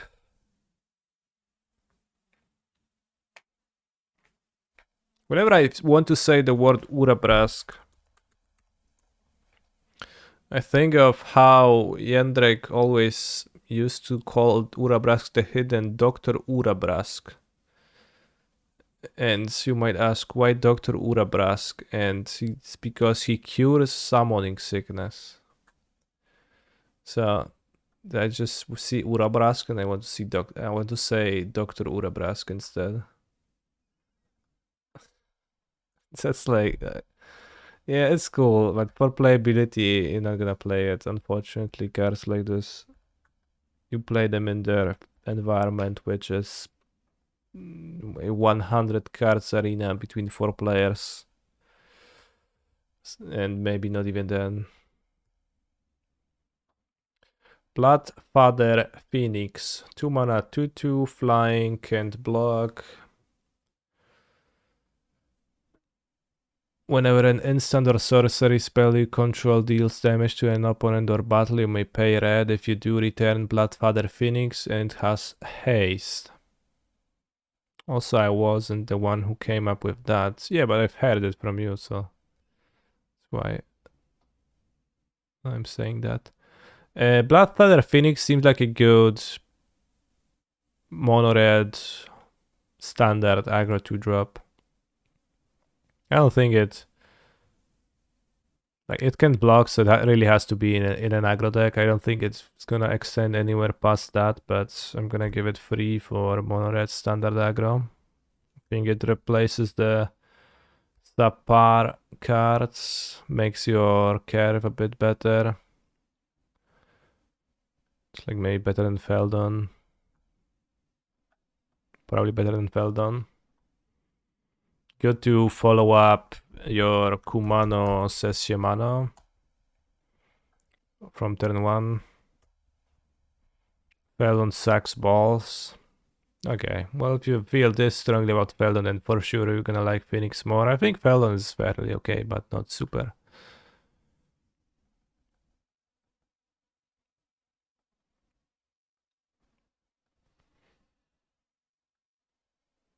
So yeah, standard mono red monster for the Phoenix. Feldon does look like a nutsacker. Fair. Could just put this in Blue Red Phoenix and make it a burn that can get stuff from the graveyard. Yeah, I don't think you will. I think you almost never want to cast this. In standard, on turn 2, after playing Kumano Faces Kakazan, will you look at your Bloodfeather Phoenix in your hand and say, no, I don't want a free flyer? I would say, damn, nice. I think I will actually be happy to cast this. So I disagree. It is pretty nice to have some discard outlets for the Phoenix, because the comeback ability is pretty cheap. So, I don't know, Fable, Blood Tokens.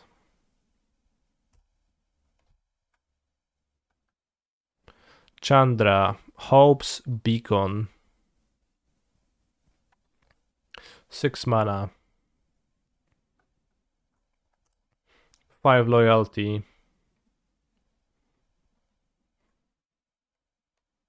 Bacon. No rate for Feather. It was literally on the screen. I gave it 3 out of 5. How can you read the name when her fire hair covers it? True. Hope's Bacon. I wonder what's for breakfast. I hope's bacon. Right, let's read the card. Does the event work? Whenever you cast an instant or sorcery spell, Copy it. You may choose new targets for the copy. This ability triggers only once each turn. Okay. +2, add 2 mana in any combination of colors so you can cast a removal spell immediately. You might wonder why the ability is worded the way it is. Whenever you cast an instant or sorcery spell, copy it. You may choose new targets. This ability triggers only once each turn instead of saying the first time you cast an instant or sorcery spell each turn, copy it. It's simple. It's so that if you cast a spell before Chandra, it works better because you get to copy your first spell after Chandra. It does make it read slightly awkward while you're like, wow, that works on everyone, and then blue balled by the last sentence.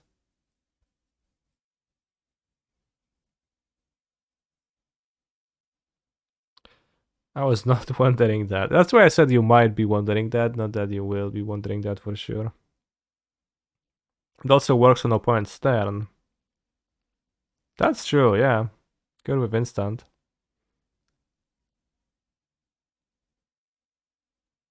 If you have multiple Chandras, well, then they're gonna legend rule themselves, but if you have like a mirror gallery effect, then yeah,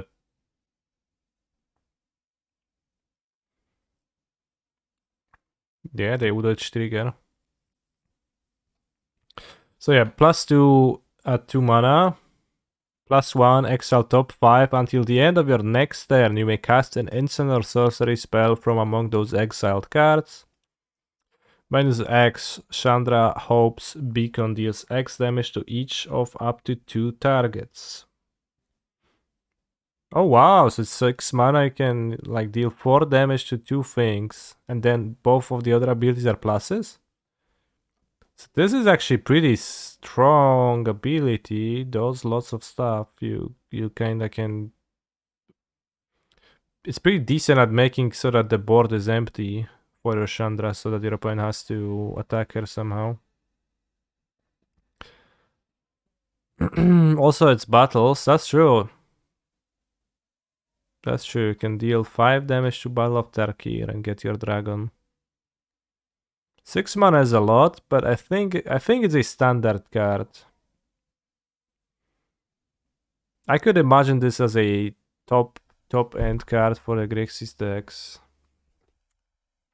Like, what's the name of that funny serpent that people play? This? I'm not sure if this compares favorably to Chandra, the blade called Serpent. Maybe, but not necessarily. Does 2 targets imply different targets? It does imply different targets. You cannot deal 10 to face. If you're able to ever Chandra and cast a big spell like Invoke Despair, that's just so much value. If you go Chandra +2, you got a 7 loyalty planeswalker, cast a removal spell for 2 mana. You go like Abrade. That's solid. I like Chandra. I'll give her 3. She's like 6 mana and she's a standard card, but she seems like a strong value standard card.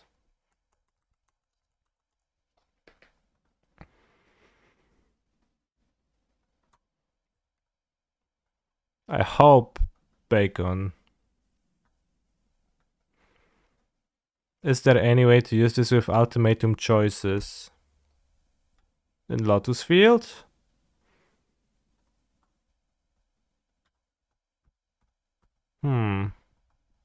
It is a single colored card for Emergent Ultimatum. And does copy your next spell. Well, she would need to help with single Lotus Field lines for that to be relevant, maybe.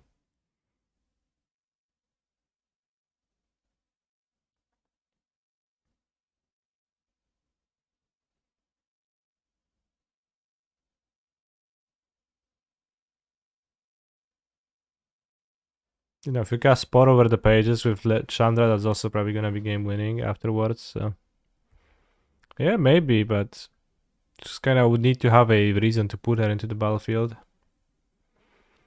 into your deck first. Besides that, because like the ultimatum piles, they do win all the time right now. So they don't need the improvement on that sense. Lithomatic Barrage, it's a 1 mana fry, but sorcery. Really good against Raffine and Standard, actually. So actually, it's pretty good. Like, might be a reason to play less Raffine. This Chandra is really strong, way stronger than the previous 6 mana Chandra, excluding the can't be countered part. It's how you value that. I think it's a 3 out of 5. Can't kill Greasefang? Well, it can, but it's kinda late at that point. So yeah, it's just gonna decide if you want to the like instant speedness of Fry or 1 mana-ness of Barrage. If you have both to choose, and you're gonna play Barrage happily in Standard. It's good removal, not exquisite. Probably not gonna main deck it, 1 damage. It's kinda little. It goes through wards. Well, why else do you think I have like a picture of Raffin?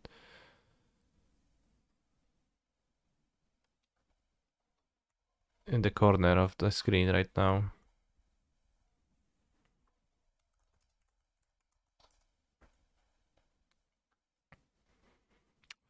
Fire Prophecy.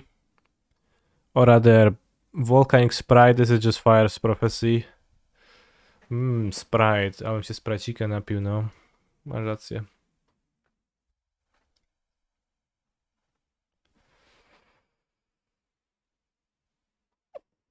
Control words are important in LoL, okay. Yeah, so it's a better Fire Prophecy. It's just strictly better upgrade. You can hit Narset now. Let's give it 4 out of 5. This is like kind of a whatever. Strict upgrade over Fire Prophecy. I think the only place where Fire Prophecy sees players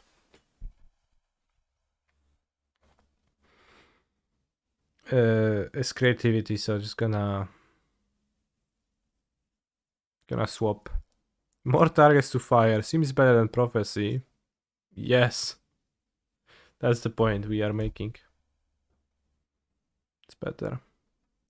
Red's Resolve. I find the name of this card a bit funny and odd. Because you go like Ren's Resolve. And the opponent's like, that's not Ren.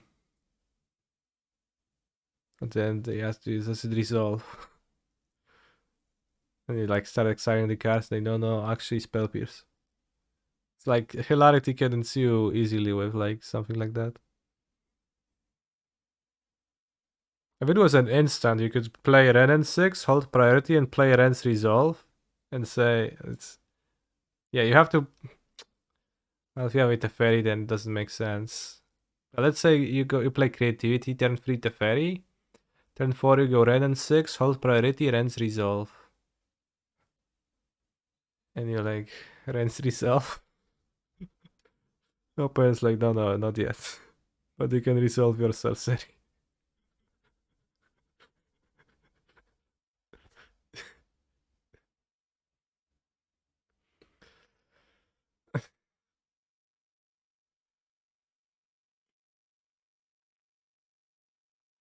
Is Ren's whole deal that she plugs into trees and that's why she could do with Framebreaker? Yes.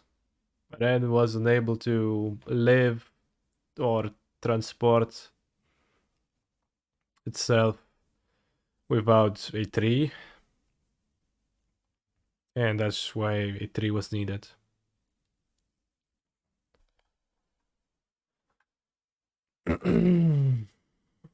So Ren's Resolve, what's the original name of that effect? From Innistrad? Reckless Impulse. Reckless Impulse.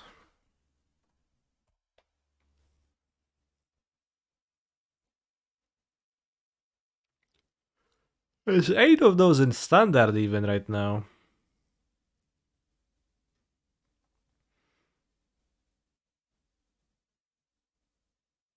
I kinda want to play Mono Red's Burn deck with impulses. Like 6 impulses, the Phoenixes. No 3 or 4 mana creature, Stoke the Flame maybe.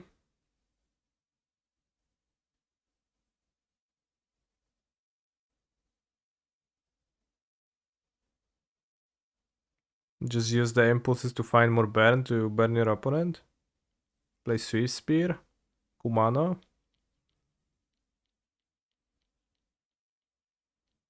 No, Urabrask, no 4 drops. Low care, bros. And then my opponent's gonna play a shoulder and I will think, yeah. I will not win now. And then they'll play the Angel with backup 1, Baneslayer Angel with backup 1. Alright, let's give it 3 out of 5, which is the rate for a functional reprint of a card that actually kinda sucks, but I think some people play that.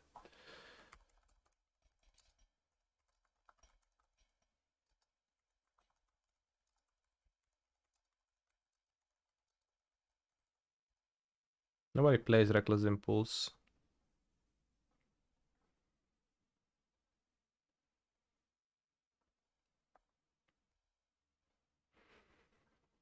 Another card. Big cards. Yeah, Da Vinci, you're just solidifying my point.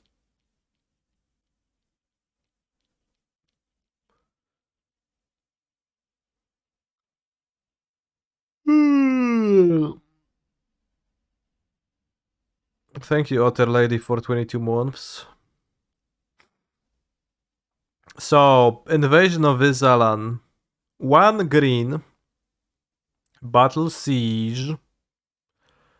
When Invasion of Izalan enters the battlefield, look at the top 5 cards from your deck. You may reveal a permanent card from among them and put it into your hand. Put the rest on the bottom. And it transforms into Belligerent Regizor. 4/3 trample. Whenever you cast a spell against indestructible deal end of turn. What? Every time I see a battle, I think there is no reason for it to be sideways. The reason for them to be sideways is the artwork. It's just much easier to show off, you know, 2 armies facing off in a landscape format.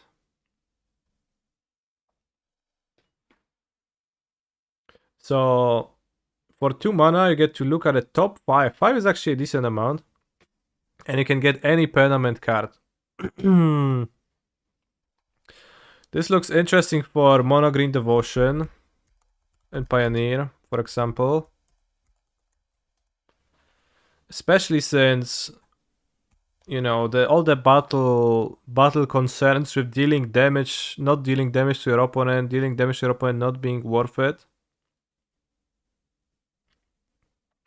That kind of falls flat in a deck like Mono Green, where you have just monsters like the trolls that are ready to attack, but frequently attacking your opponent doesn't really matter because you are going to end the game with a combo anyways. Is looking at top 5 better than the Sorcery Speed Impulse in Lotus? It's probably better to have an Impulse. You have so many, like, this only grabs permanents. There's so many non-permanents in Lotus. Flipped cards don't have Devotion. Oh, that's true. They don't have Devotion. They will have the mana value, but not Devotion.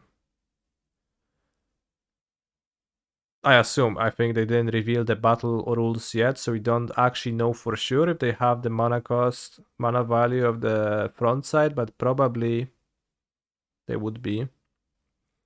How would you even attack a battle in Lotus? You just wouldn't. I think so many Dynamos who just wanted to look at the top 5, but yeah, they don't have devotion for sure. That being said, Invasion of Ixalan sticks and grants you devotion, and Belligerent Regisor is a 4/3 monster which trample indestructible. That is pretty threatening. And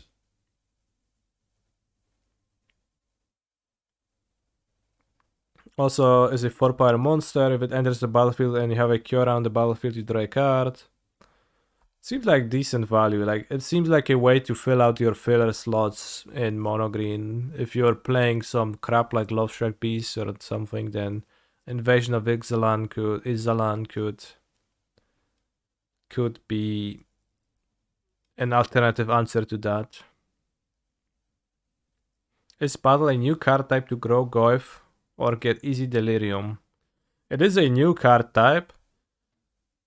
It seems like it does not tend to go to the graveyard, right? Because you're gonna play it and it only goes to the graveyard if it flips and then the backside is dealt with. So unless you mill or discard them, then you can't reliably have them be put into your graveyard, it seems like. So I wouldn't say it's an easy way to get Delirium or grow Goyf, but it is a way.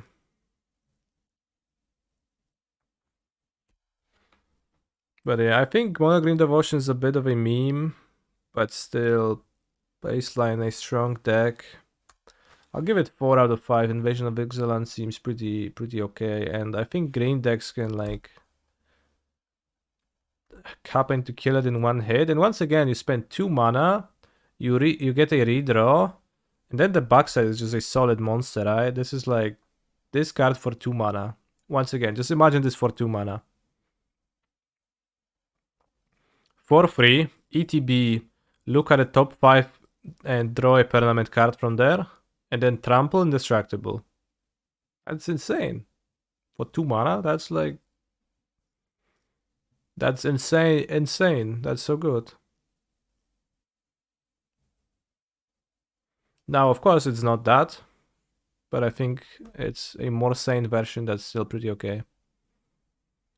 Does it make more sense to put battles you're attacking on your or the opponent's playmat? I would be putting them on my opponent's playmat.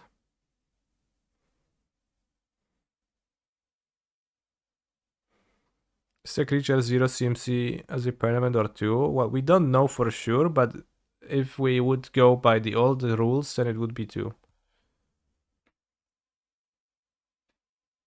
And it would make sense for it to cost 2.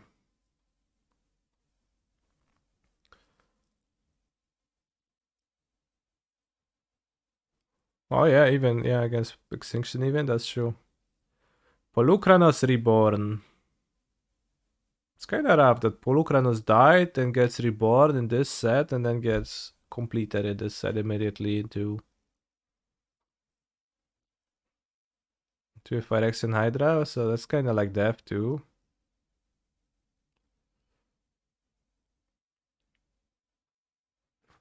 Rough times. So GGG 4/5 reach, and for 6 or 7 mana it transforms.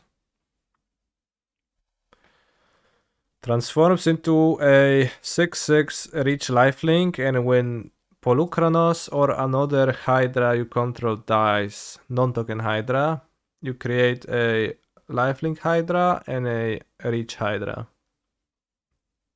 So a Wurmcoil Engine, but with Reach instead of Death Touch.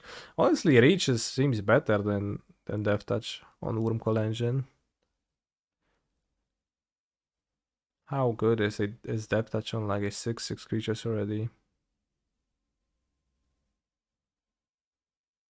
Shivan Devastator, cast it with for 1 red X0. Simple. Yeah, on the small one, Death Touch is good, that's true. Probably true. You can flip Polukranos attack immediately, so you pay 2 life to flip it, but you can in 6 back, that's nice.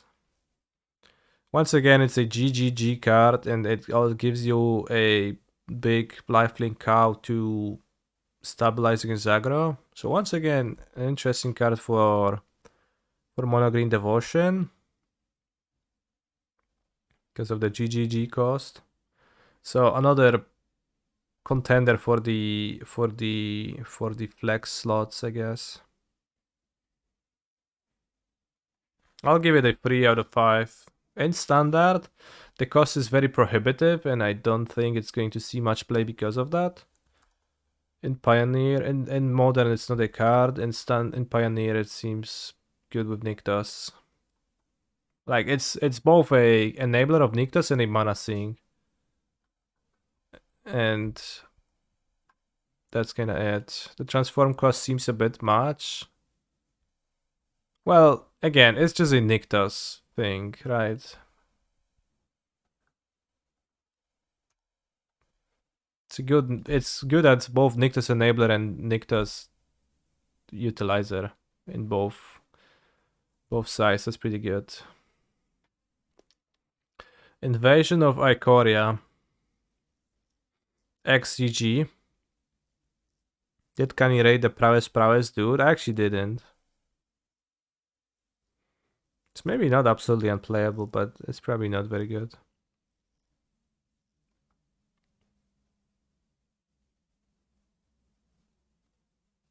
Alright, Invasion of Ikoria, XGG.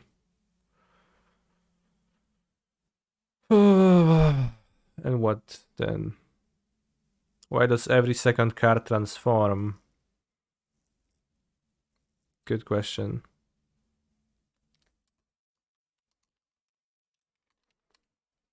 So when ETBs search your deck or graveyard for a non-human with mana value X or less, put it on the battlefield, search and shuffle. So finally of Devastation.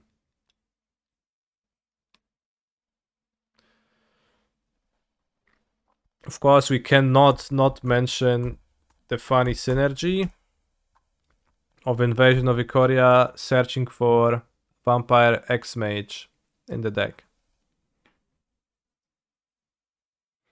And then you sacrifice Vampire X-Mage and you remove all counters from your Invasion of Ikoria. And then it transforms. What does it transform into?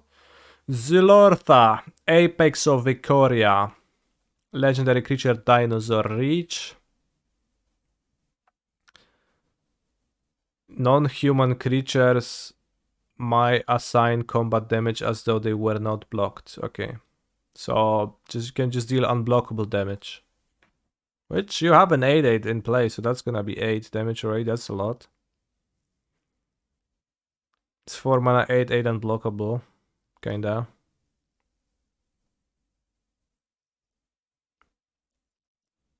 Phyrexia's largest Goliaths stormed Ikoria. Ready to challenge the world's great monsters. Zilortha was unimpressed.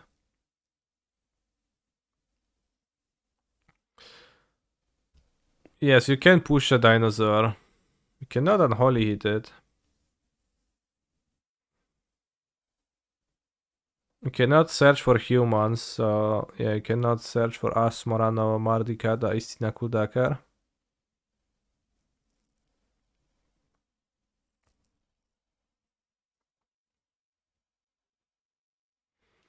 This is gonna be my new Cyber Plan versus Scam and Yogg.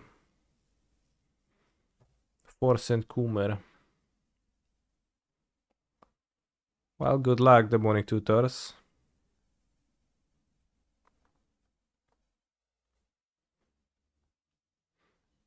How do I remember the full name? I just said it many times.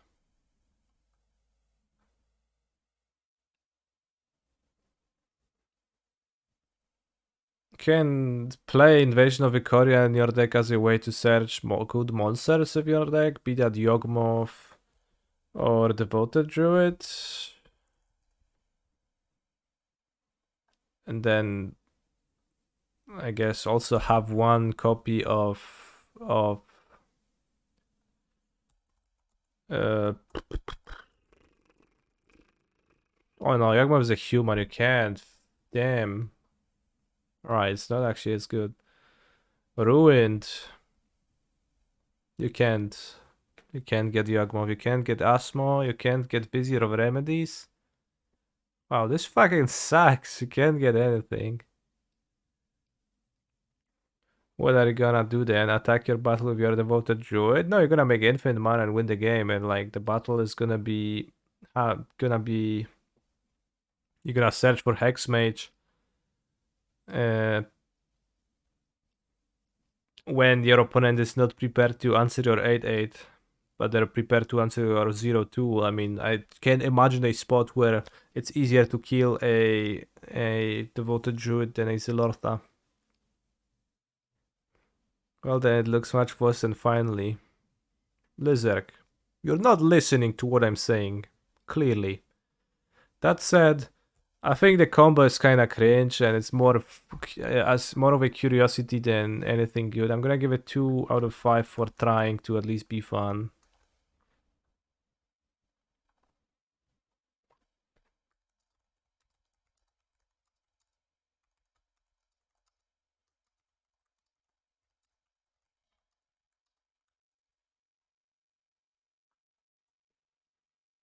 It's much better than finally in Pioneer. Yeah, I guess for devotion purposes it sticks. And then you can attack it for your monsters. So that's why it warrants 2 and not 1. The 8/8 dies to push, sure. So like if your opponent has push, then you just don't search for it, you board out your Hexmage. Checkmate. Like who plays push? Bro. Everybody plays like 6 damage to a creature, Unholy Heat. Nobody's playing that.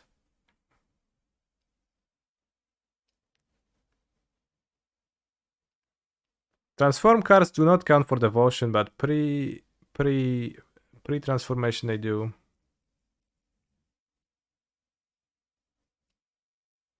Doubt anybody will attack it. I mean, for sure you will attack it. It's pretty tough. 6 is a lot, but you will attack it, bros. You just underestimate the attacking of battles.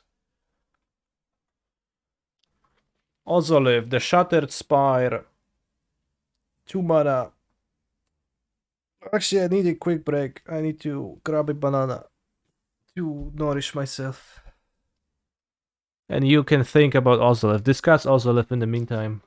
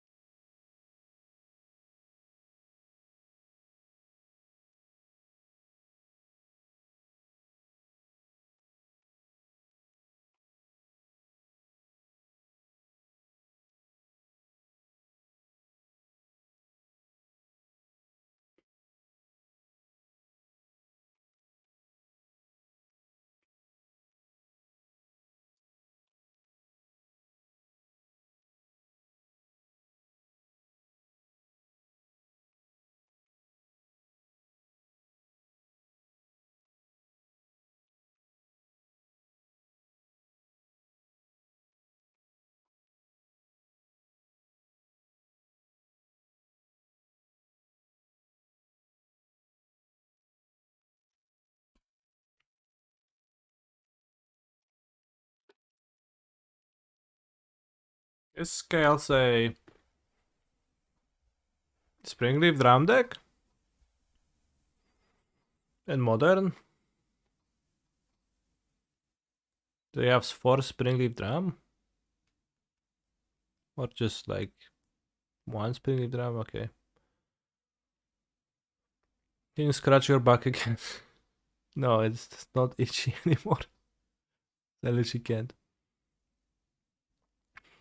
First, 2 mana, legendary artifact, and if one or more counter +1/+1 counters will be put on artifact or creature, that many +1 are put. Then 2 mana tap, put a counter on target artifact or creature you control, activate only as a sorcery. Nice. And then it has cycling too. It's odd that it has cycling. I don't get it.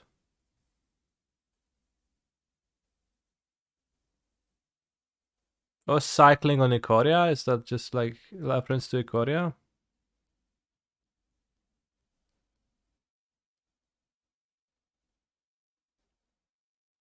I guess.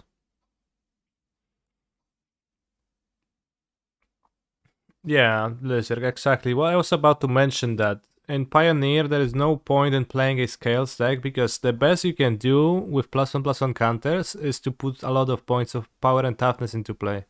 And that's just not really all that strong in the end. You're just making power and toughness. That's what you're doing. Like, you can not do much else than that with your synergies. With Walking Ballista available, you also have an angle of sweeping your opponent's board or straight up killing your opponent, so that's a pretty good way to make sure that a Scales deck actually makes sense because your creatures with counters make sense. That said, it is an extra Scales and it is an artifact. It is legendary, so I wouldn't play many copies, but if I was a Scales player, which, mind you, I'm not, I would put 1 or 2 copies into my deck to try it out. Chat seems largely pessimistic about that use, saying that it's gonna be too expensive, too bad, or whatnot. But I mean, it does cost 2 mana. Like, it's pretty hard to make Scales be a Springleaf Drum deck. Given that 0 drops are not gonna be good in your deck, you don't want Ornithopter, you don't have a good reason to play Ornithopter, so Drum is gonna only be tapping 1-drop monsters. But I don't know, I'll try 1 or 2.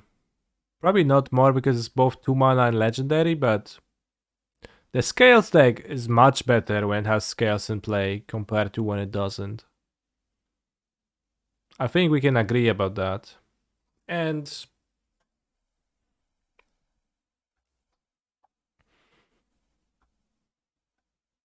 it seems okay for that reason. Let's give it a 2 for being a fringe playable for one deck that might not even make it.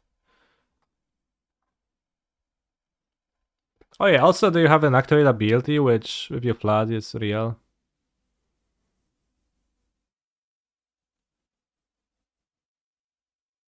The picture kind of looks like a crystal monster to me, not an inanimate artifact. Yeah. There was a Scales dude in Prague. Let's take a look.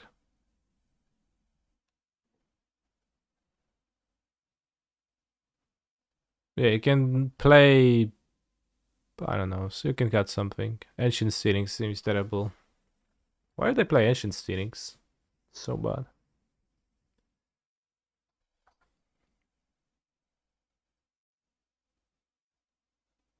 Is the Snake played anywhere? There was a black-green Scales deck back in Inverter days with Ballista in Pioneer, and Snake was in that deck.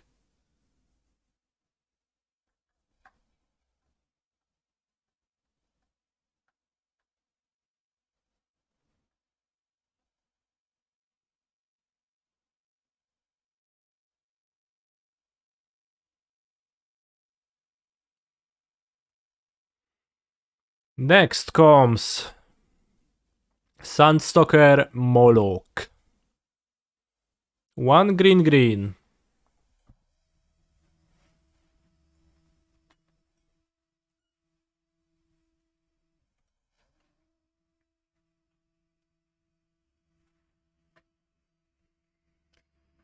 Creature, lizard, flush, 4 power, 2 toughness. When it enters the battlefield, if an opponent casts a blue and or a black spell this turn, look at the top 4. You may reveal a permanent from among them and put it into your hand. If your opponent tends to cast blue or black spells, this is pretty excellent.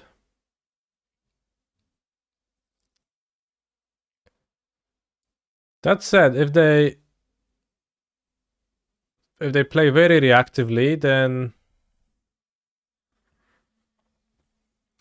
they might not be casting their spells proactively, so you would want to summon it end of turn, and you might not be actually unable to cast it at the time that you wanted to. Do you want to side in a card that's just value though? Yes? I mean, sometimes that's just what you want. This seems super strong to me, even for modern.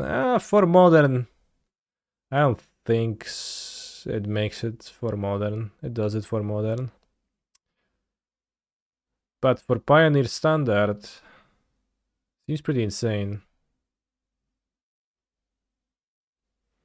It's not super hard to play around it and make it awkward. I mean, it has flash. It's not that easy to play around it.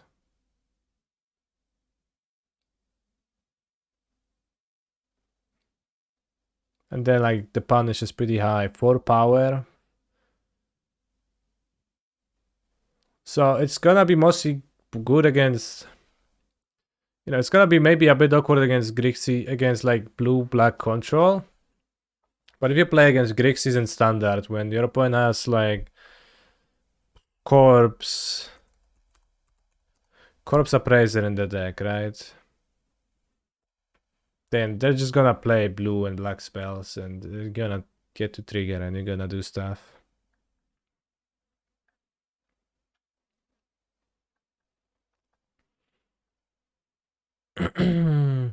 It's really punishing. Although your opponent might play Fable, and then you're like, damn.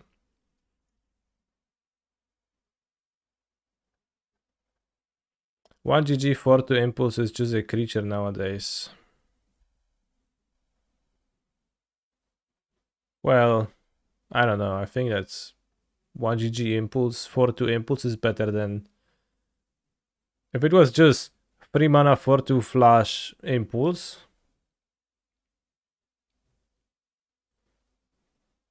for a permanent, I think it's better than... Well, I guess I pulled Corpse Appraiser right there, which is honestly kind of similar.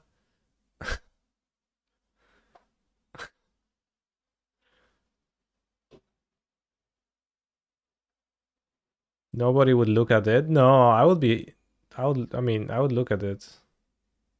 Yeah, Corpse Appraiser is pretty strong. I was trying to build Corpse Appraiser decks in Standard back when we ended up playing an Esper deck, then Reduke and others build an Grixis deck that was actually good, and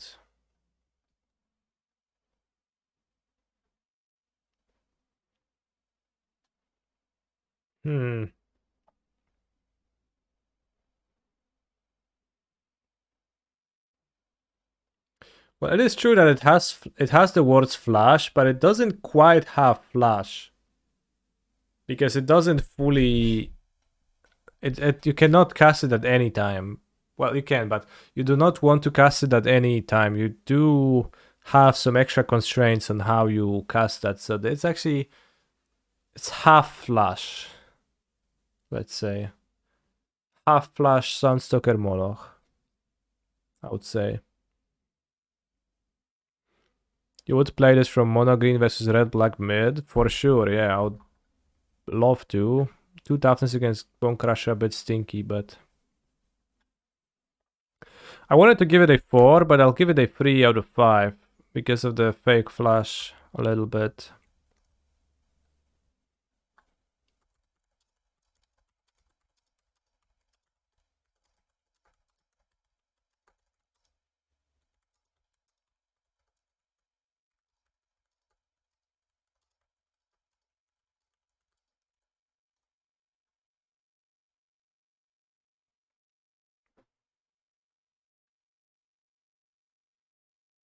In modern, it's endurance at home versus control.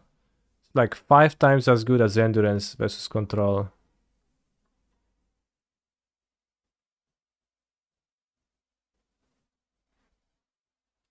It would be good, but red black is already a good matchup and you have very little cyborg, so seems hard. Once again, we see the very common fallacy in the chat. It does not matter if red black is a good matchup or not. At all.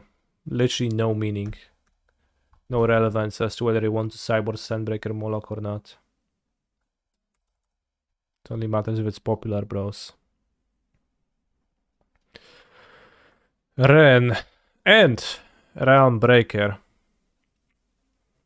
5 mana.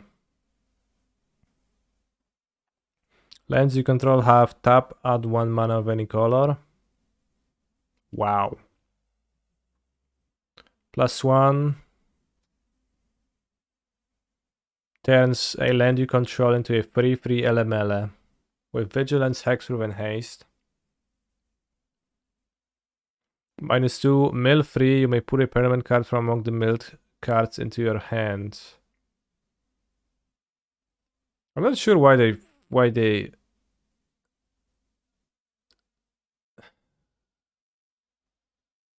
template it like this. Because it's not intuitive, it's like sounds so awkward.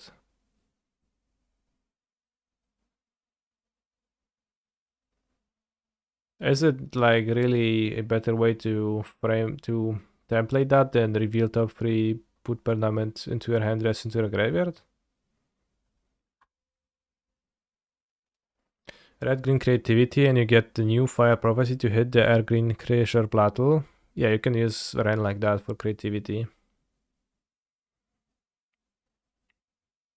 The land is until your next turn and with vigilance, so you get to attack and block.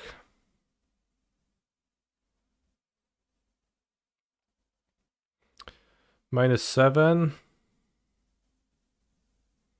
You wouldn't want your Planeswalker to work against Leyline. Well, as worded, it actually works against Leyline. This is the same as Giruda. You mill 3 cards, they get milled into exile instead of into your graveyard, but you get to return a card from among those 3 anyways. Which I think makes it worse. And it's another argument against this wording. Because it is very unintuitive, but famously Giruda just got around Leyline of the Void.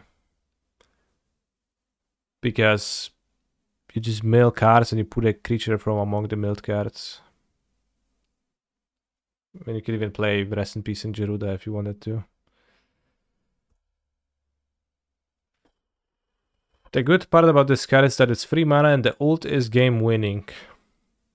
The ult is strong. You get an emblem with you may play lands and cast permanent spells from your graveyard. I'm not sure.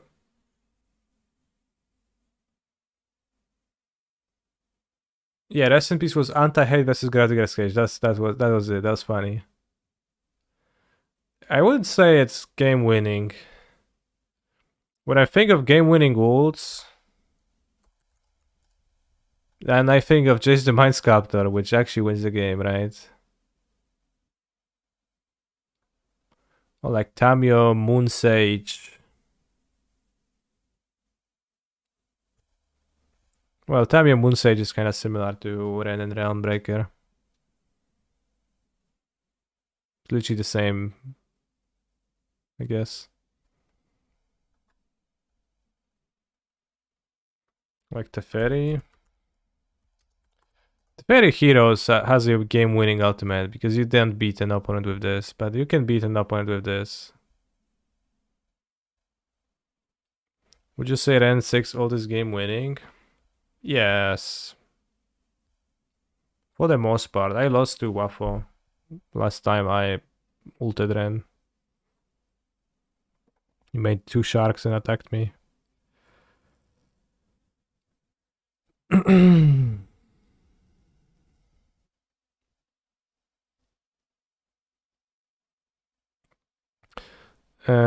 So yeah, I don't know.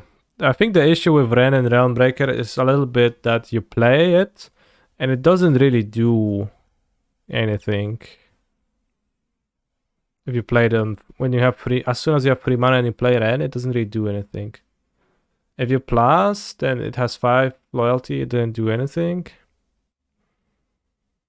If you, because the land is tapped, if you minus, you get to redraw and you keep the Planeswalker, that is solid. If the board was empty. If you ult her at 7, you can just replay it, right? That is true, yeah.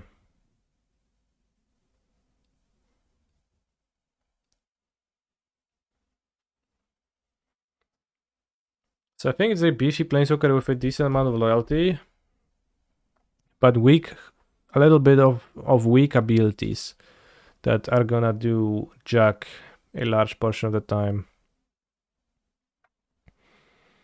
And yeah, people keep bringing up the creativity list. It is true, like if you play green creativity, then you can do that.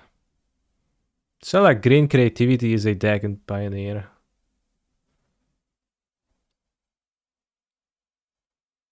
So maybe it will become one, but you can also play Ren after playing in Elf so that you have a free damage creature and a Planeswalker that's threatening to ultimate eventually. I'll give it 3 out of 5 for being a little bit shitty, I think. Maybe 2 is more appropriate. I think 2 is more appropriate to how much play it's actually gonna see. I think it's actually kind of weak. Learning from Obnixilis.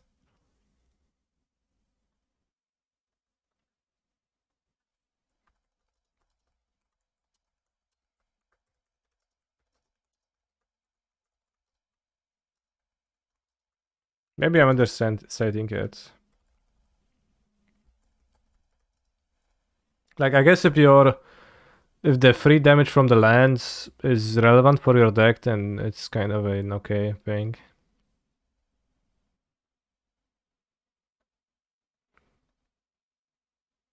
Well, this deck Ren does not untap the land, so how do you take advantage of the +1 right away in double spell? Do you mean attacking? The -2 on turn 3 is slightly worse than Risen Reef. I think it is significantly worse than Risen Reef.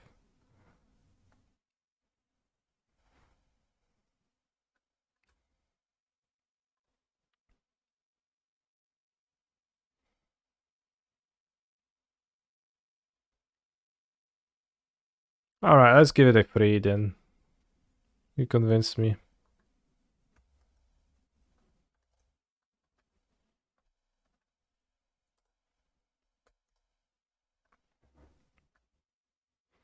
Sword of Wands and Future. Let's give it a 1 for actual constructed playability. Swords suck and they always will. They were never actually good, bros. If you have Rhinos in your graveyard, you can recast them. That is funny, but that's all. If you play Vintage Cube, then you might equip it to your creature and it's gonna be funny too. That's just not true, but they're not good anymore. Yeah, keep coping. Also, yesterday I played a league with Sword of Fire and Ice on my sideboard and was actually pretty good, but that nobody's gonna play the blue-black one in standard.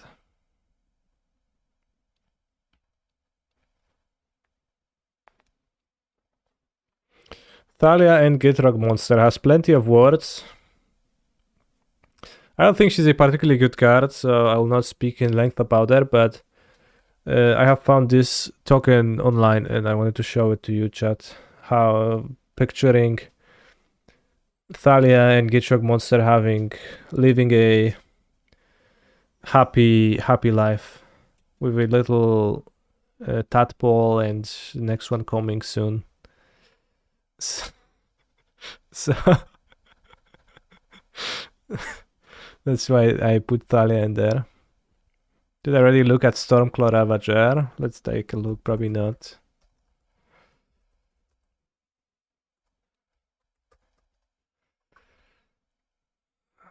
That card doesn't seem to exist, Stormclaw Ravager.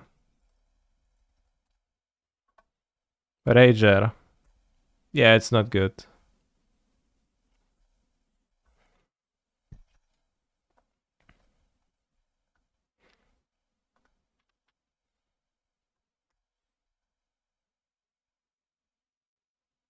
Next card, Invasion of Ergamon.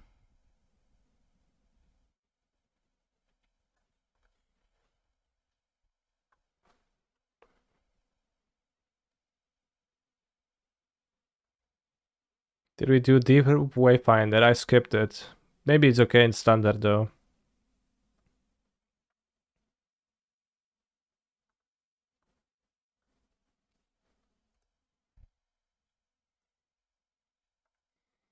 Alright, Invasion of Ergamon. The Fulak is right in front of my monitor right now, so I can't see anything. ETB, make it treasure, then my discard and my draw. 5 loyalty, defense points. And it transforms into Truga Cliffhanger. When it ETBs, you may discard a card. If you do, search for a land or battle card, reveal it, put into your hand, and shuffle. What a weird ability. Why does... what? Why does it make sense?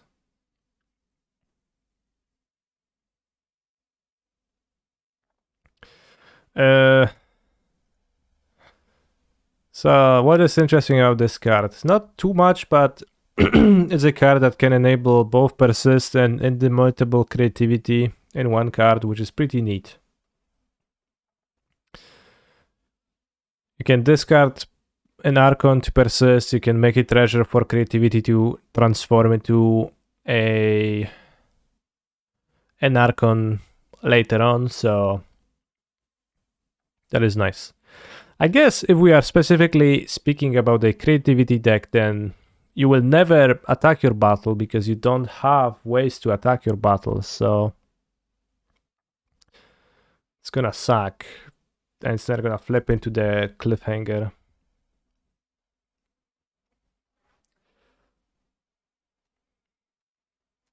I guess you have the 2 us to attack, yeah.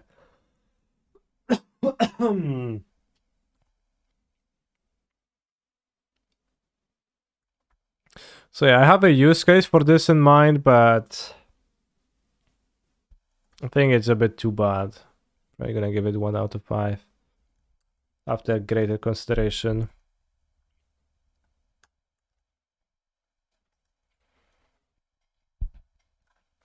Bolt and rend things to clear the battle, yeah, I guess, but maybe in standard, excuse me, Pioneer, but probably not.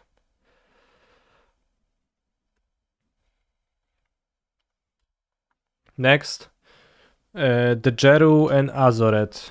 For 5 mana, 1 or fewer cards in your hand, then Jeru and Azoret has Vigilance and Haste. Whenever Jeru and Azoret attacks, look at the top 6 cards of your library. And then you may exile a legendary creature card among them. And then you may cast it for free. So you can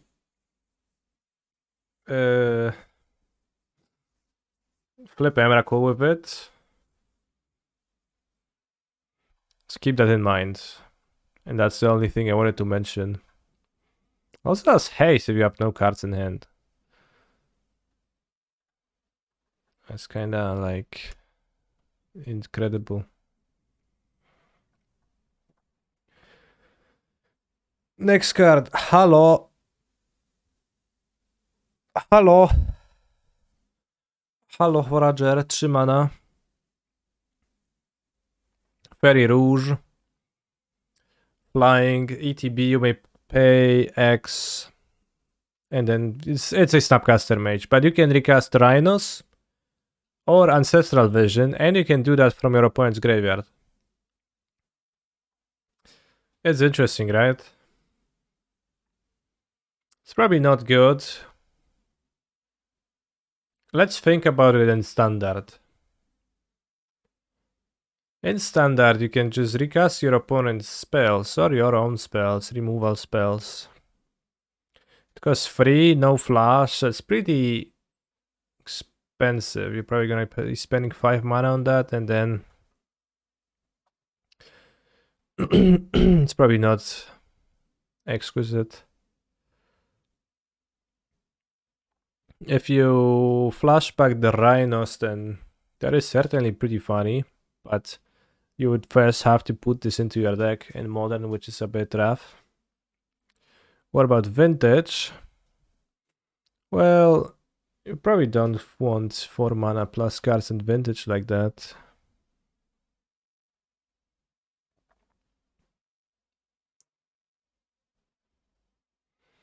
Get your opponent's Ancestral. Yeah, that's 4 mana.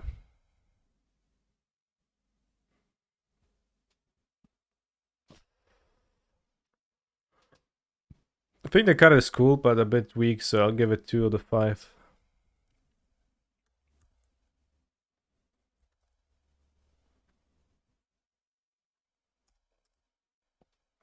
Should have flash TBH. Yeah, you should have flash. Hidetsugu and Kairi. Okay, I'll take a bathroom break actually, and then I'll come back to talk about Hidetsugu and Kairi.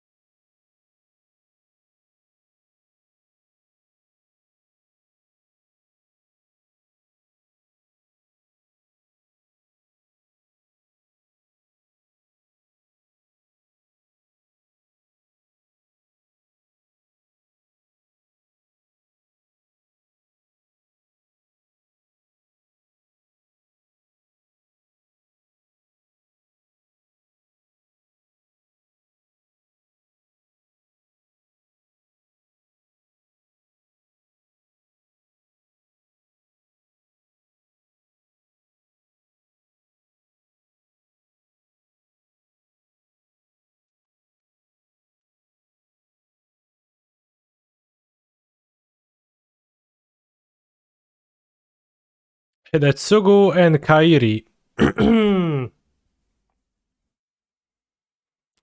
2 blue, blue, black. Hey Master Khan, is this review going up on YouTube? It will be on the VOD channel, and it probably will. I will make a video where I just talk about a few cards I like the most. So, Hidetsugu and Kairi, 2 blue, blue, black. Ogre Demon Dragon, flying. ETB Brainstorm. When dies, exile a top card of your deck. Opponent loses life equal to its mana value. Instant or sorcery. If it's an instant or sorcery, we cast it without paying its mana cost. This card interests me a lot. Of course, we have the 20 damage combo, which everybody's thinking about. With the explosive Singularity. Singularity is a 10 cost card that deals 10 damage. So if you sacrifice Hidetsugu and Kairi or kill Hidetsugu and Kairi and you just 20 your opponent. Now, it actually doesn't interest me as much as just playing Hidetsugu and Kairi in a more fair way. What do we get for 5 mana here? It's actually Dragon. Easy to forget, but this is actually Dragon.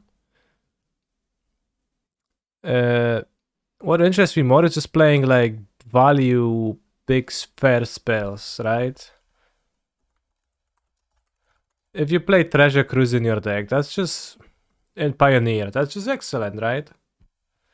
That's just like a good top-end monster. It's maybe a bit hard to play top-end monster like this in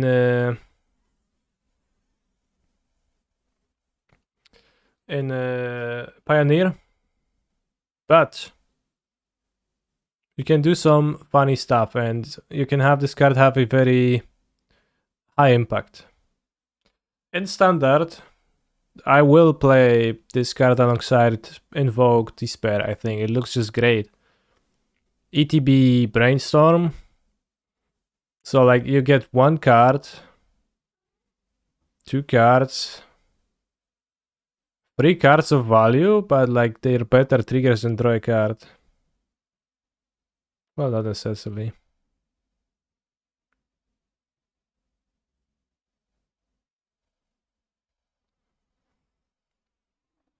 I have looked through sacrifice outlets, and it's not like super trivial to have a sacrifice outlet to straight up kill a person, but it does seem like a very, very nice value card to me.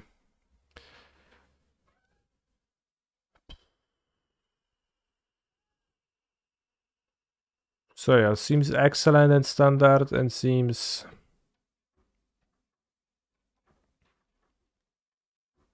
at least a bit interesting in other formats where you can kill it off with your own removals and then do stuff. Like the fact that it sets itself up for the second ability to do some crazy shit. It's just kind of nice. Where you put back the card on top, right, and then you get to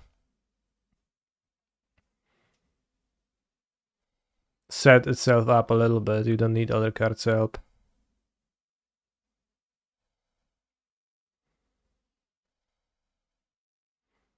Maybe better when comboing, but seems pretty poor to manually cast it.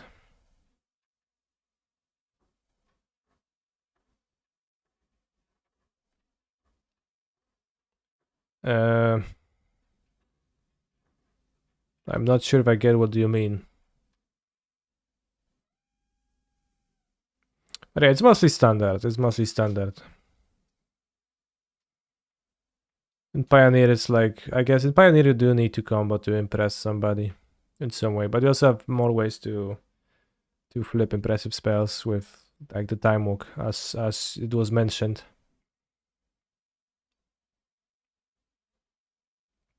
Like it does make sense to me to play Hidetsugu and Kairi with Trespass, I guess.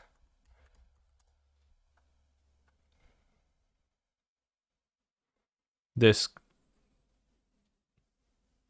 Trespasser.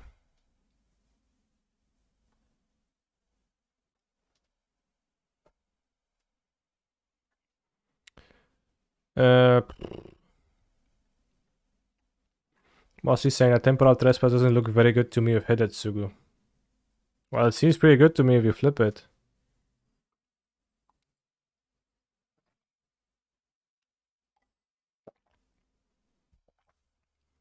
I'm not sure if it makes sense as a deck, but I would say it combines decently with the card.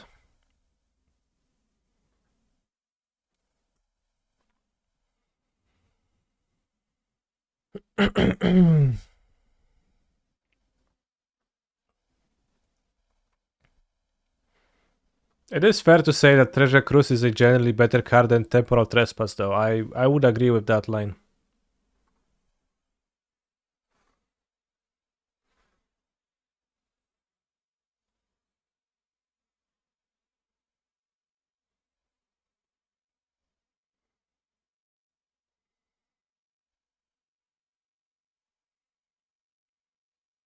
I think the card is really base, but also still 3 mana, 5 mana.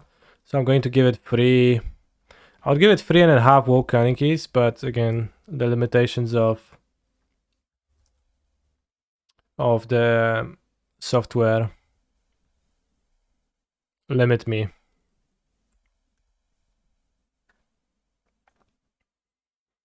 Kogla and Idaro, 6 mana. When ETBs, it fights or gains trample and haste. And then for 4 mana, you can discard them to destroy artifact or enchantment.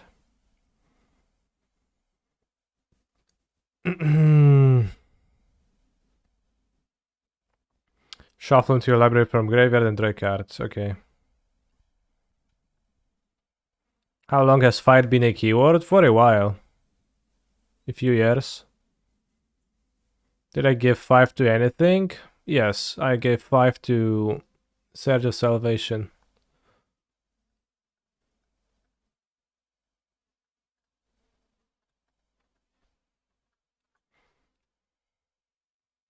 You can even just discard it to draw 1 if you're in trouble. That is true, yeah. So it seems like a solid standard card to me once again, but I guess no use for standard Pioneer. Let's give it a 3. Let's say standard card.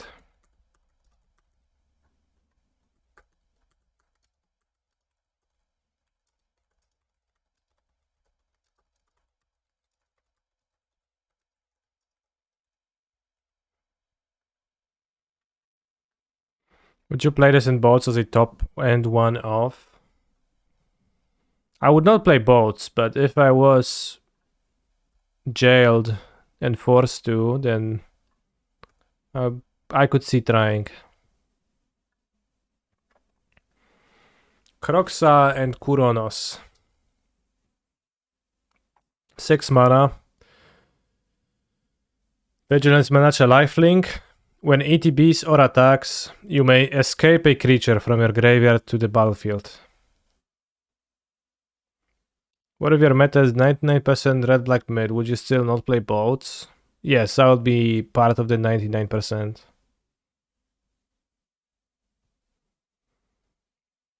What's the best card so far? Surge of Salvation.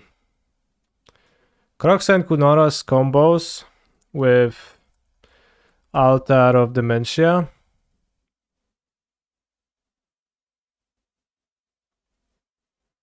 Which is in standard.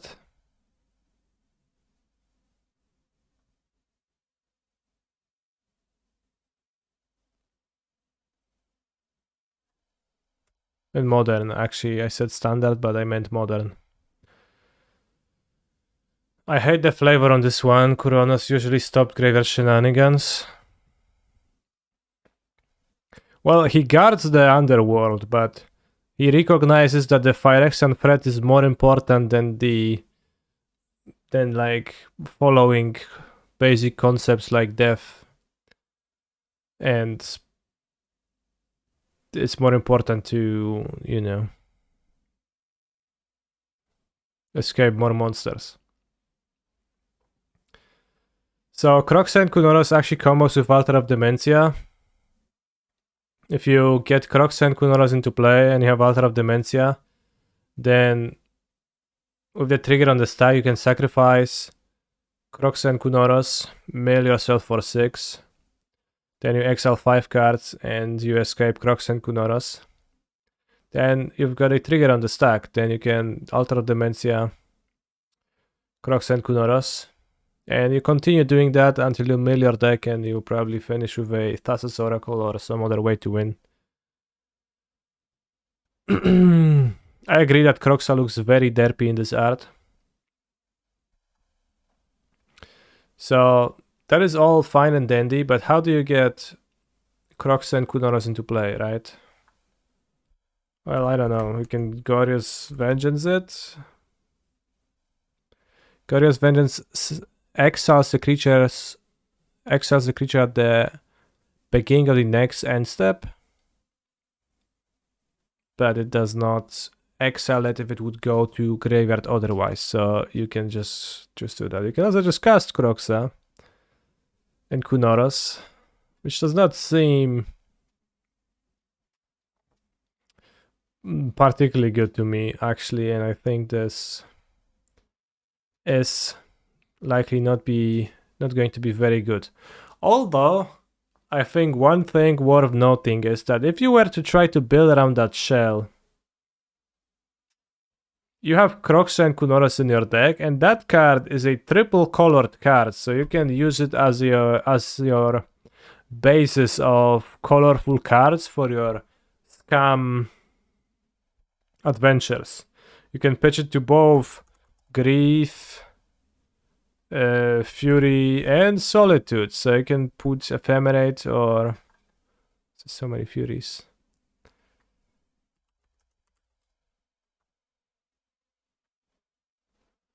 And Solitude at the same time, so you can actually maybe put something together there with Ephemerate and try to Kroxa and Kunoros with Glorious Vengeance. But if the game goes longer, it's actually possible to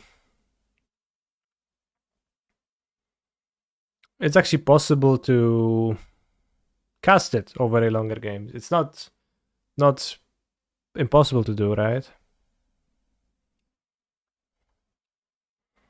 So Kroxa and Kunoros as your reanimation target does have some arguments going for it. The colors, the almost reasonably achievable cost. So maybe like Mardus Scamshell like thing.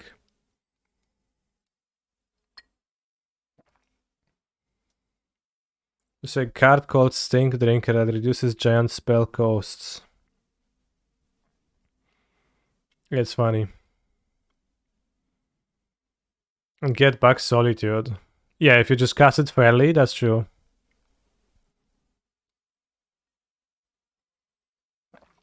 Or Fury.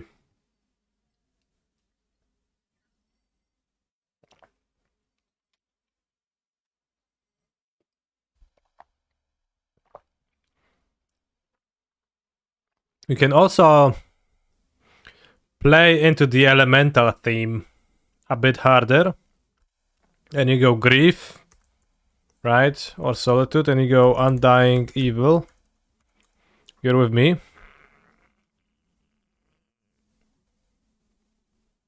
Not this. What's the name of that? Undying Malice.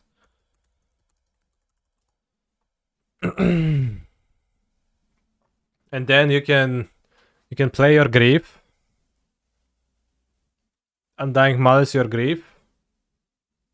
Sacrifice your Grief. Mill yourself for 2. And then you get to mill over a Croxa, mill over what? And Burial, right?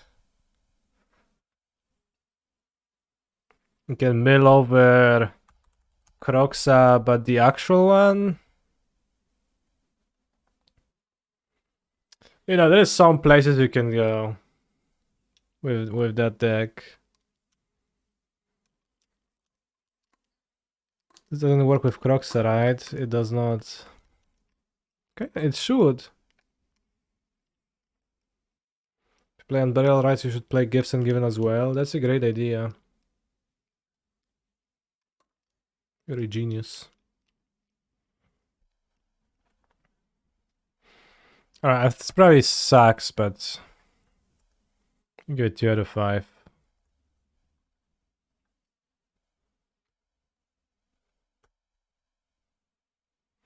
Omnav Locus of All. Kinda hate how the Black Phyrexian symbol is much larger than the other ones. What do I think about Thalia and the Gitrog monster for Pioneer? I don't think about their playability at all.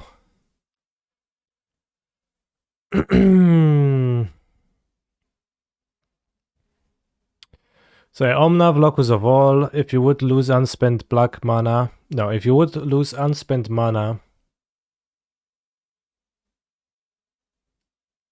Look at the top card of your library. No, I'm reading the other ability now.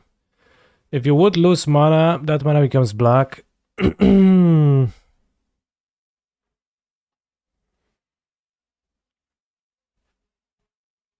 then beginning of pre-combat main phase.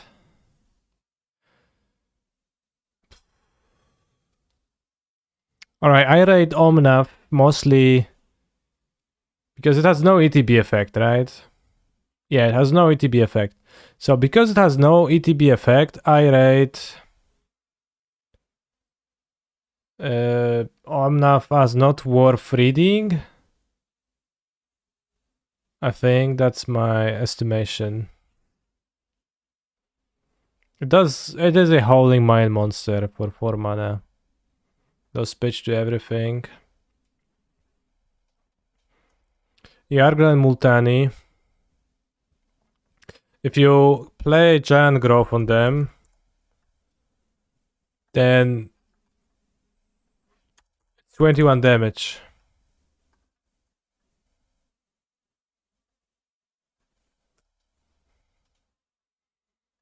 So it kills a person with commander damage immediately.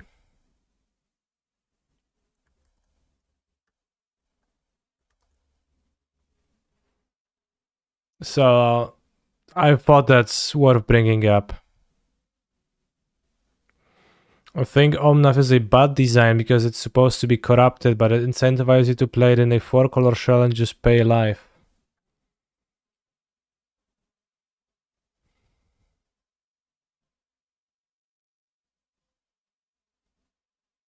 So you'd rather see an Omnav that costs black, black, black, black, and one of each other Phyrexian.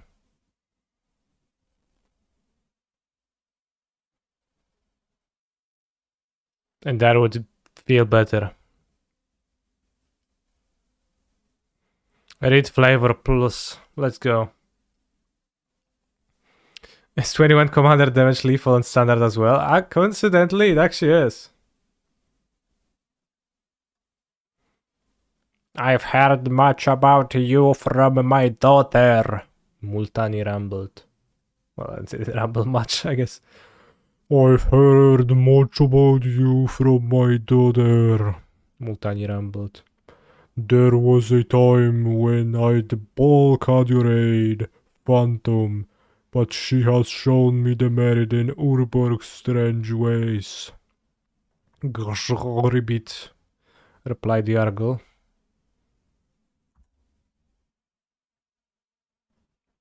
That's a good one. The Argle is Chewbacca. Literally true. And we're back to Elesh Norn. Not Grand Cenobite. It's kind of sad that this Elesh Norn parts ways with the iconic 4/7 sizing. Although I understand that it is hard to make a 4 mana 4/7 sizing card, so it's a bit rough. So I only gave one 5 WoW canisters rating. For this, it was Surge of Salvation. Rest, I just gave whatever.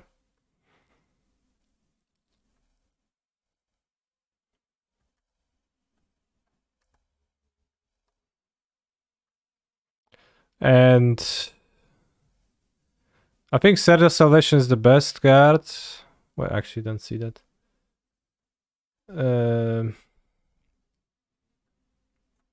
Chandra, I gave Chandra 3 because they standard card and cost 6. But I would play with it. I think Invasion of Tarkir is nice. Volcanic Spite, strict upgrade. Nidoran of Vegas is really good. Chromehorse Field Shark is pretty good. Pylon is pretty good. Invasion of Ixalan is pretty good. Yeah. What was Urabrask? I gave Urabrask 2 out of 5. I don't think he's actually good at all. He's cool. Surge of Salvation, the only good card. Well, 4 is pretty good too. If Phoenix was a Deccan Pioneer, it could maybe cyborg Chandra. It's a 6. It's 6 mana. So I don't think it would do that. Am I going to do this for Aftermath too? Well, for sure. Baral and Karizev is nuts. Let's take a look.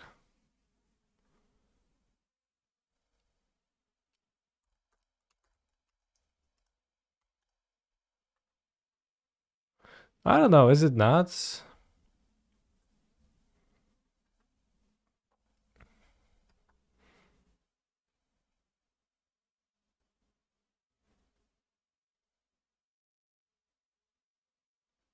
Seems decidedly not nuts to me. Cast Cruz, get Epiphany. Oh, well, I guess. I mean, it's a 3 mana, no ETB monster. You can cast a spell immediately after it, then it has sort of an ETB. Cast Fire, get Rhinos.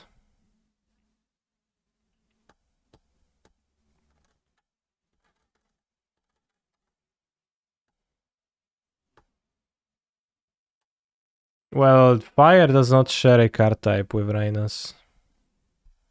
So it doesn't even work. Specifically.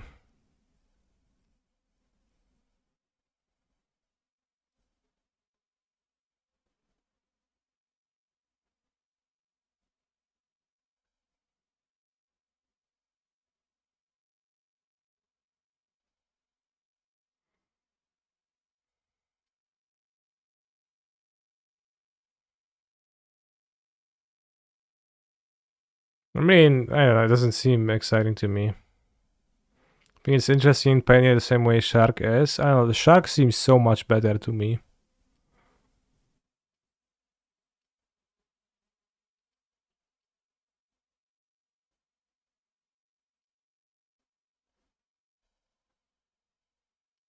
Galta plus Sorin. Oh yeah, Galta plus Sorin is funny.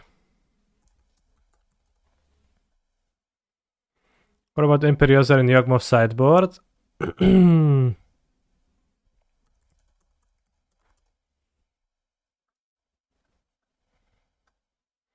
Wait, it's the same guy. It's the same Imperiosaur.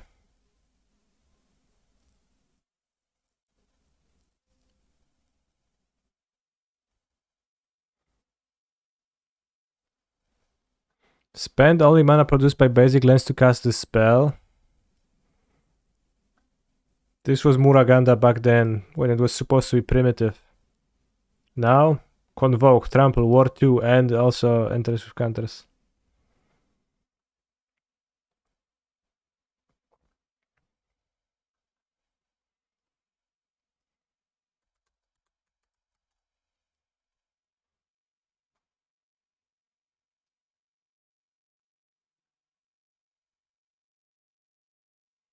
Theoretically, if you have Cruise and Epiphany in hand, then it's okay. Yeah, that's interesting, but I mean, that's also... That doesn't actually sound good to me.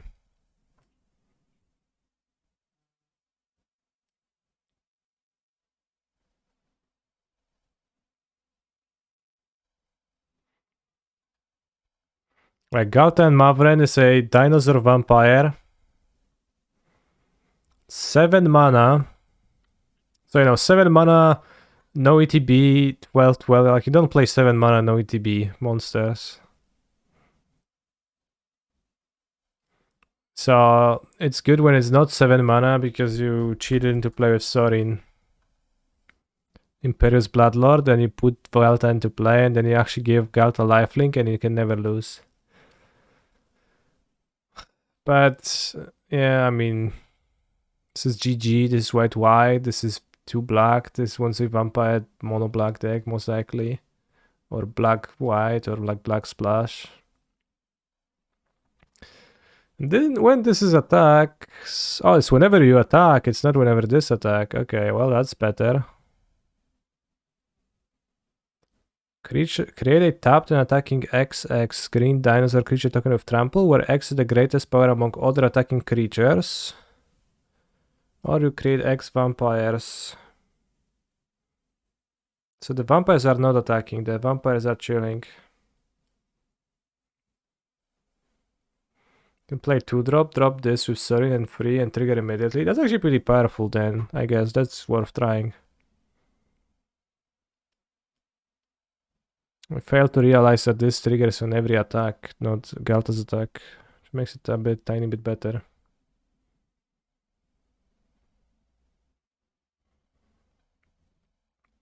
Yeah, other attacking creatures except Galta. It's on Galta, so...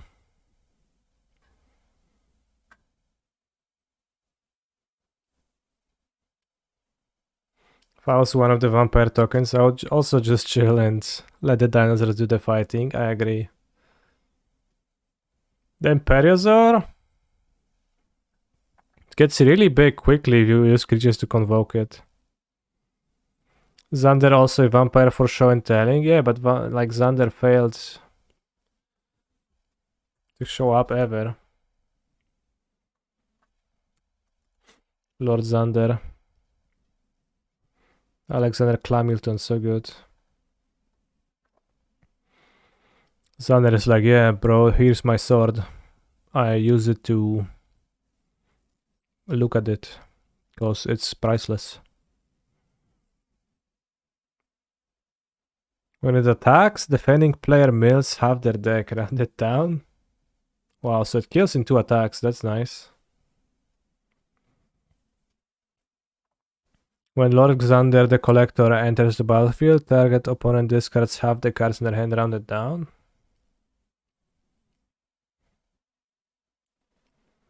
It's not how the math works. What? Half and half, that's like 1, right? When it dies, target opponent sacrifices half the non-permanency control, rounded down.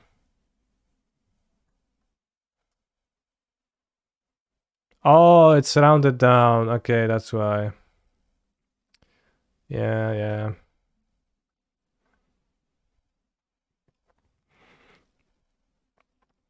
It's gonna be really big in a Trample War 2. Like, can you actually play the Yawgmoth?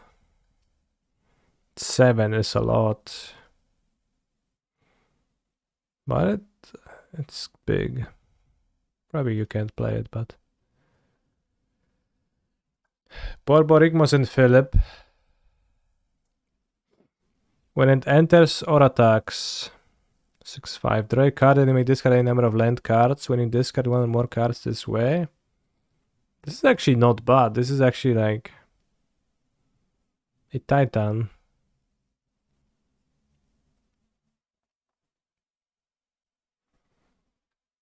Well, draws cards only, but... Well, draws cards, but also kills if you have like too many cards. This is actually maybe pretty good for a standard. What is Philip doing? He's drawing a card. And then Borborygmos is flanking the lands.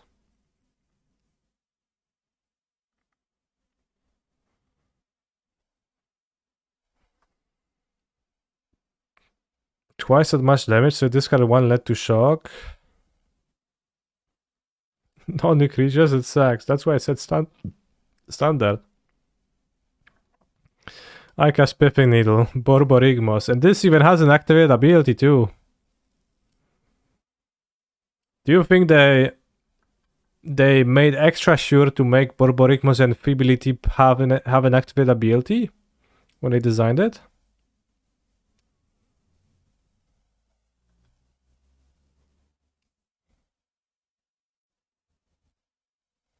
Should have been able to hit walkers too. Yeah, it doesn't even hit battles. That kind of sucks.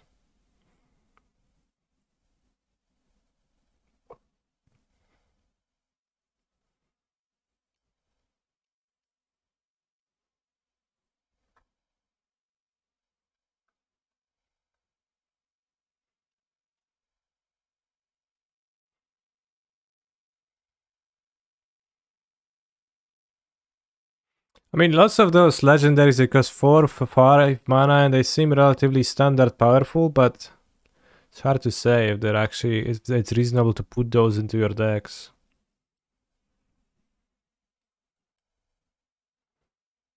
Makes so much top end. Already mid end nowadays. Borborygmos, Kogla and Idaro. Like how to choose which one you play?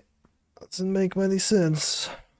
Maybe you just play like one of each legendary to dodge the legend rule and you end up playing Commander in standard? Maybe that's the goal. Maybe that's the purpose. Because what else? What are they thinking?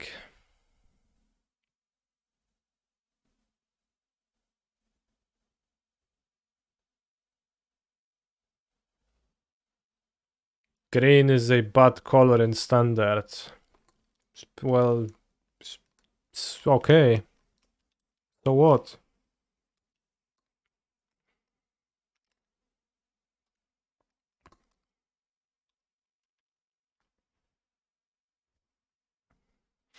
They release 10 green cards that are okay. But every single one of them is bad because green is bad in standard. But what if upon the 9th card is actually okay?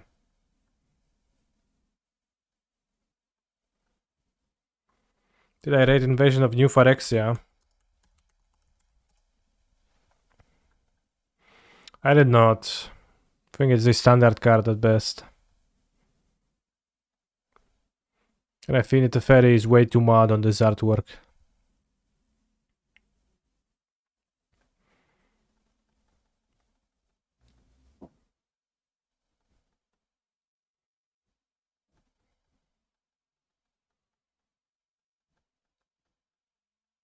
Stefari is not even good. It's okay. It's okay. It pluses to draw a card. Kinda. Sort of. Teferi not even good. Only good cards are good. Only good card is Fable of Mirror Breaker and Shouldred. Every other card is bad. Bros. How much is Shouldred now?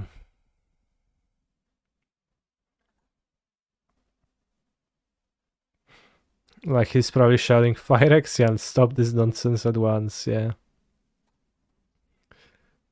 Only Shouldred is, what the fuck? Why is it so much? What? This is not the real price. He's a phenomenal control player. Sup, Canista? I hope that you are having a great day.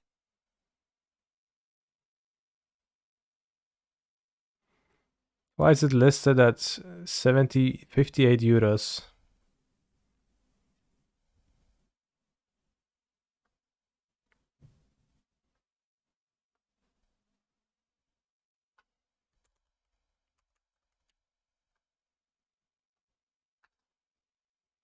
Do you think the high price, like how much of a feedback loop is it? Because is the card like $60 good? Or is it that it's $30 and then people buy it and then they talk themselves into it being better? And then they're like, bros, shoulder is so good because they're coping with their $60 shoulders, euros. After bro and mom, are you excited for that and pussies? Funny.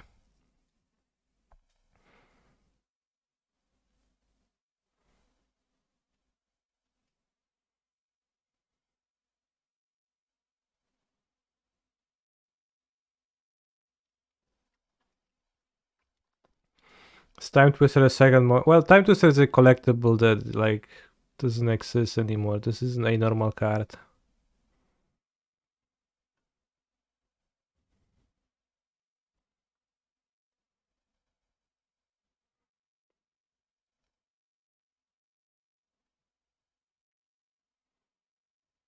I know how many people buy Shoulder to collect it. Maybe some. Maybe some do.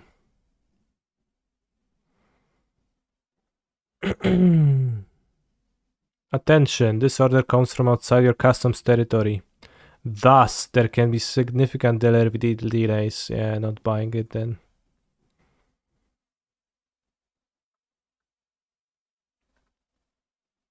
How much is Fable?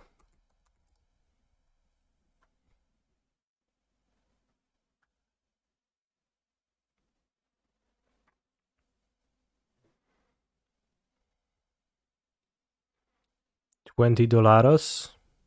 30 euros? Actually, isn't Modern the only format where Shouldered isn't played? Well, it depends what's the format.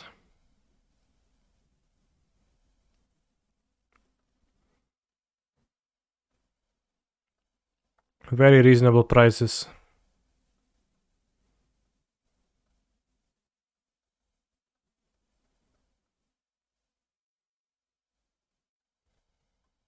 Very reasonable prices, bros. Check the format tier list for list of all formats, exactly. Go to youtube.com canister and check the new video.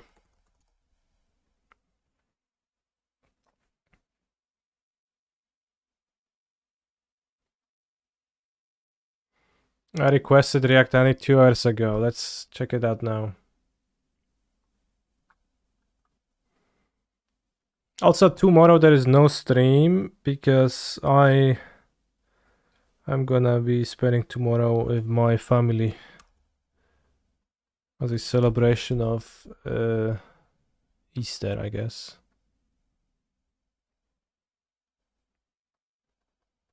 Which I don't celebrate, but my mom does, so it's gonna be a nice time. What is typical Easter food in Poland land? Sałatka warzywna albo jarzynowa. Socializing with your family on a holiday is cringe to be aged no cap. Alright, let's watch this React Andy. Sure. What is this? Time to Duel trailer 2005.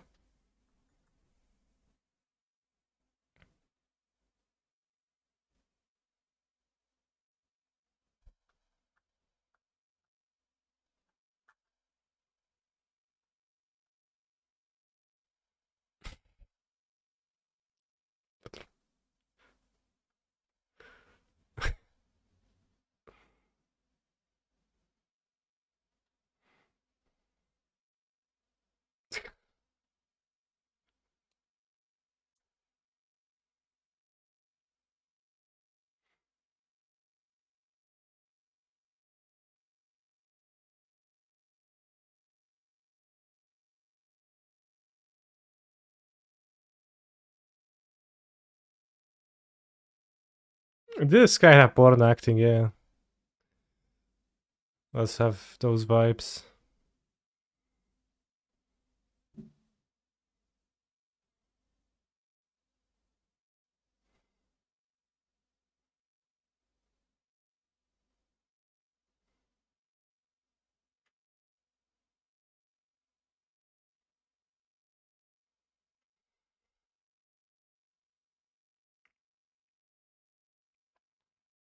Swords of Revealing Light.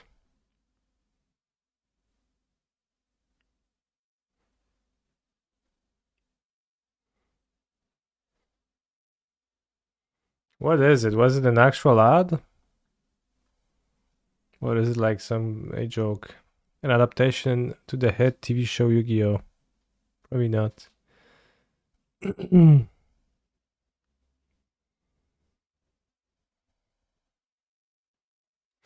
Am I familiar with Dan Flash's shirts? They have very nice complicated patterns. I am not.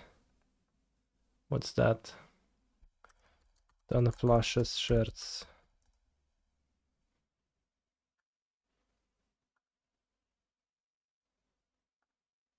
Very complicated.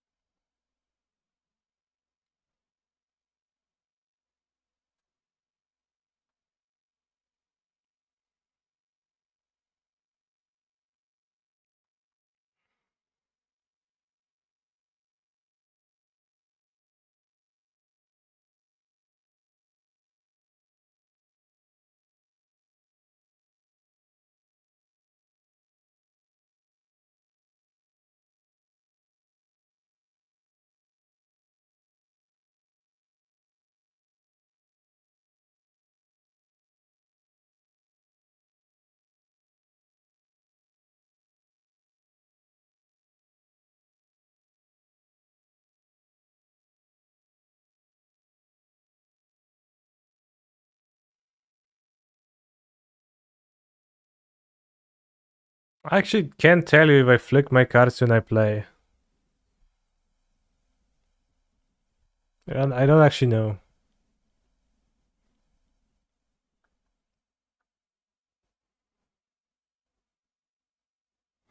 You do, but very slowly. Okay. Your card handling is very awkward, Canister. Thanks. When I keep up counter spells, I put my hand away on a table. And I cross my arms. And I say, and I like tell to my opponent with my visual body language, I say, I have no counter magic, nerd. And then they play into it. And I pick my hand and I reveal a counter spell.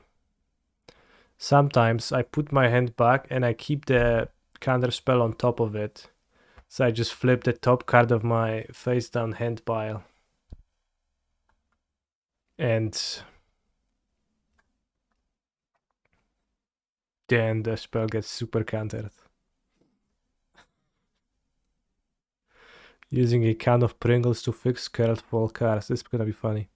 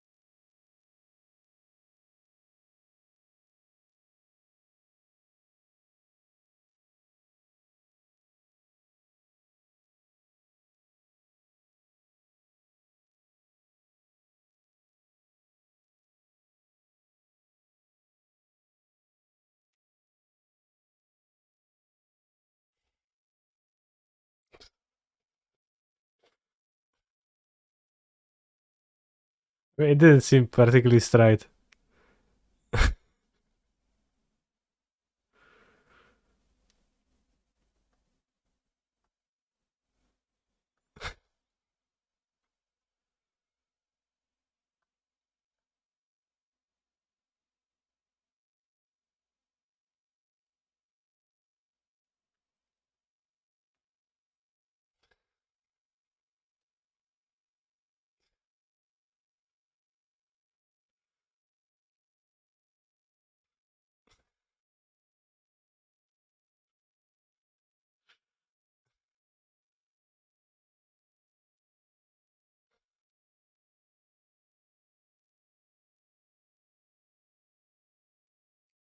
So simple, yet at the same time the most powerful creature.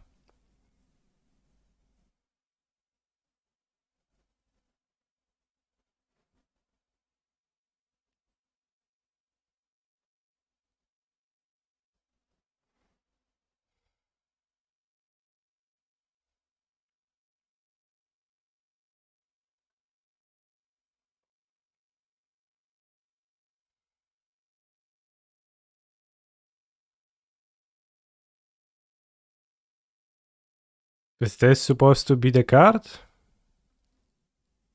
Because I don't quite understand how it works. Like, I get the joke that the card has many words, that's funny, but...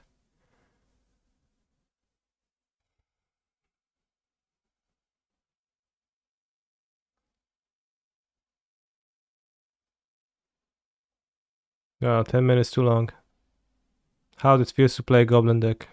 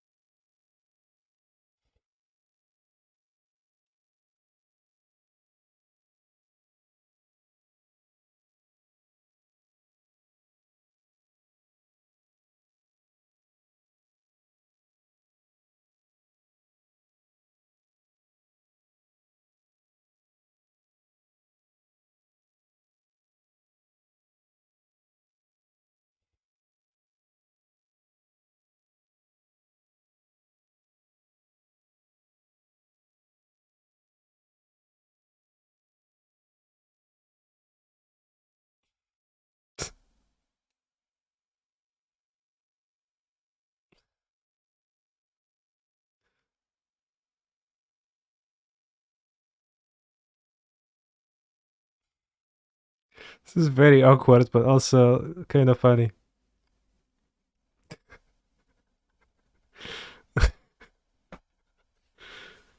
Just sack and response, you could do that, yeah.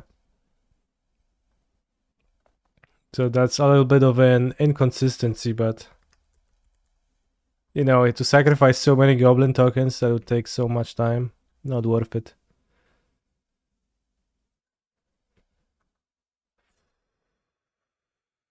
I'll make Goblins. And then I sacrifice some Goblins. Untap Karenko. I'll make Goblins. Canister, where do you stand in the discourse of using Pokemon cards as tokens versus using the official actual tokens printed by Wizards of the Coast? Let me grab one of my decks.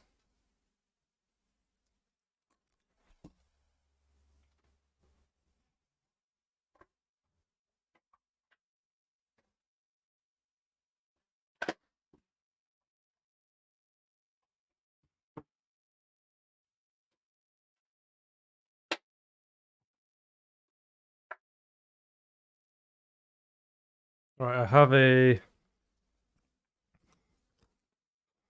It's not a full deck because I put some of the cards away, but it's an Elementals deck. It has 3 and 6 in here. And let me check what kind of tokens do we have here.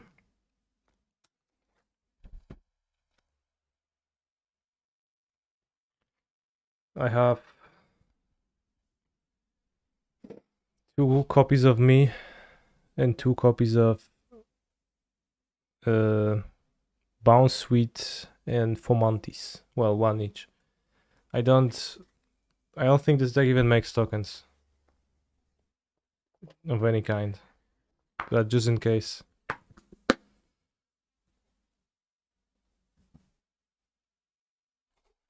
Now, if I have a deck that produces many various types of tokens, I try to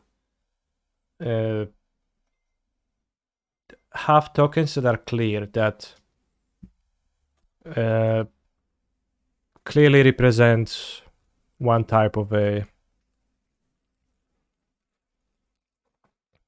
possible token that I can produce. Just use coins. Chat, do you carry coins around you? Even Goblin, Shaman, Fable of the Mirror Breaker token for €5. No, I don't have those. But I had them, I borrowed them from my friend for the PT when I played the Fables, so...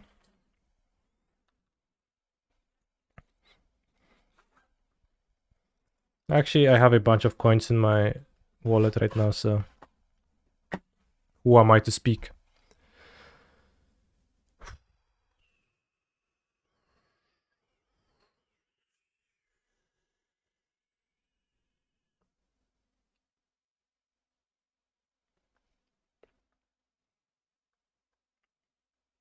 Also, that's gonna be it for today, chat, I think.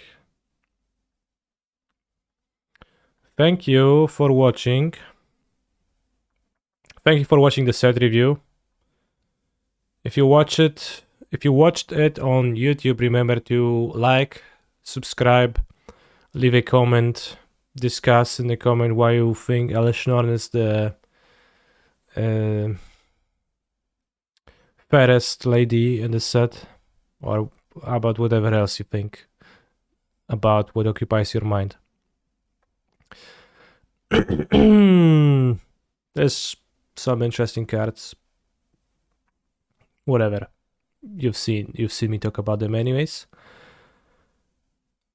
Thank you for watching, chat. I'll be back probably on Monday. Did you rank Predators on hotness?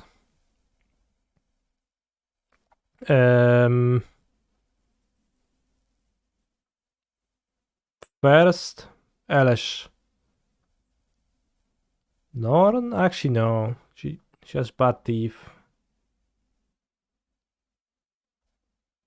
No, the first play is gonna be Jingy Taxes. I think Jingy Taxes is looking really slick.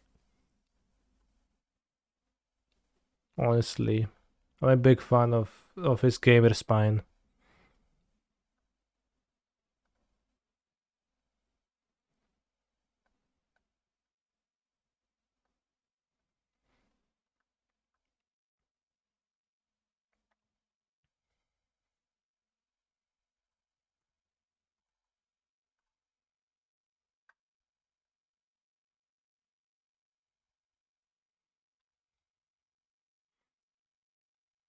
I just look at Jingy Taxes.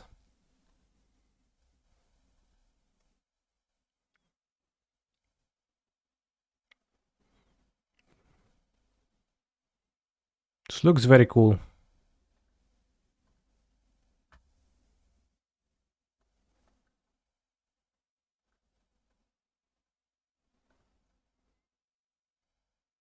Well, the new one has tentacles, I guess. Were they always there? I thought he has legs. Or does he have tentacles after his legs were cut off in the story? A very important moment.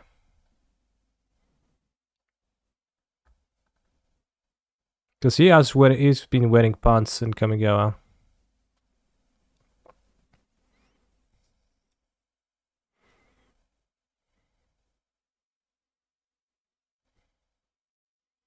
Also, it looks like it's covered in some kind of a slime. Interesting.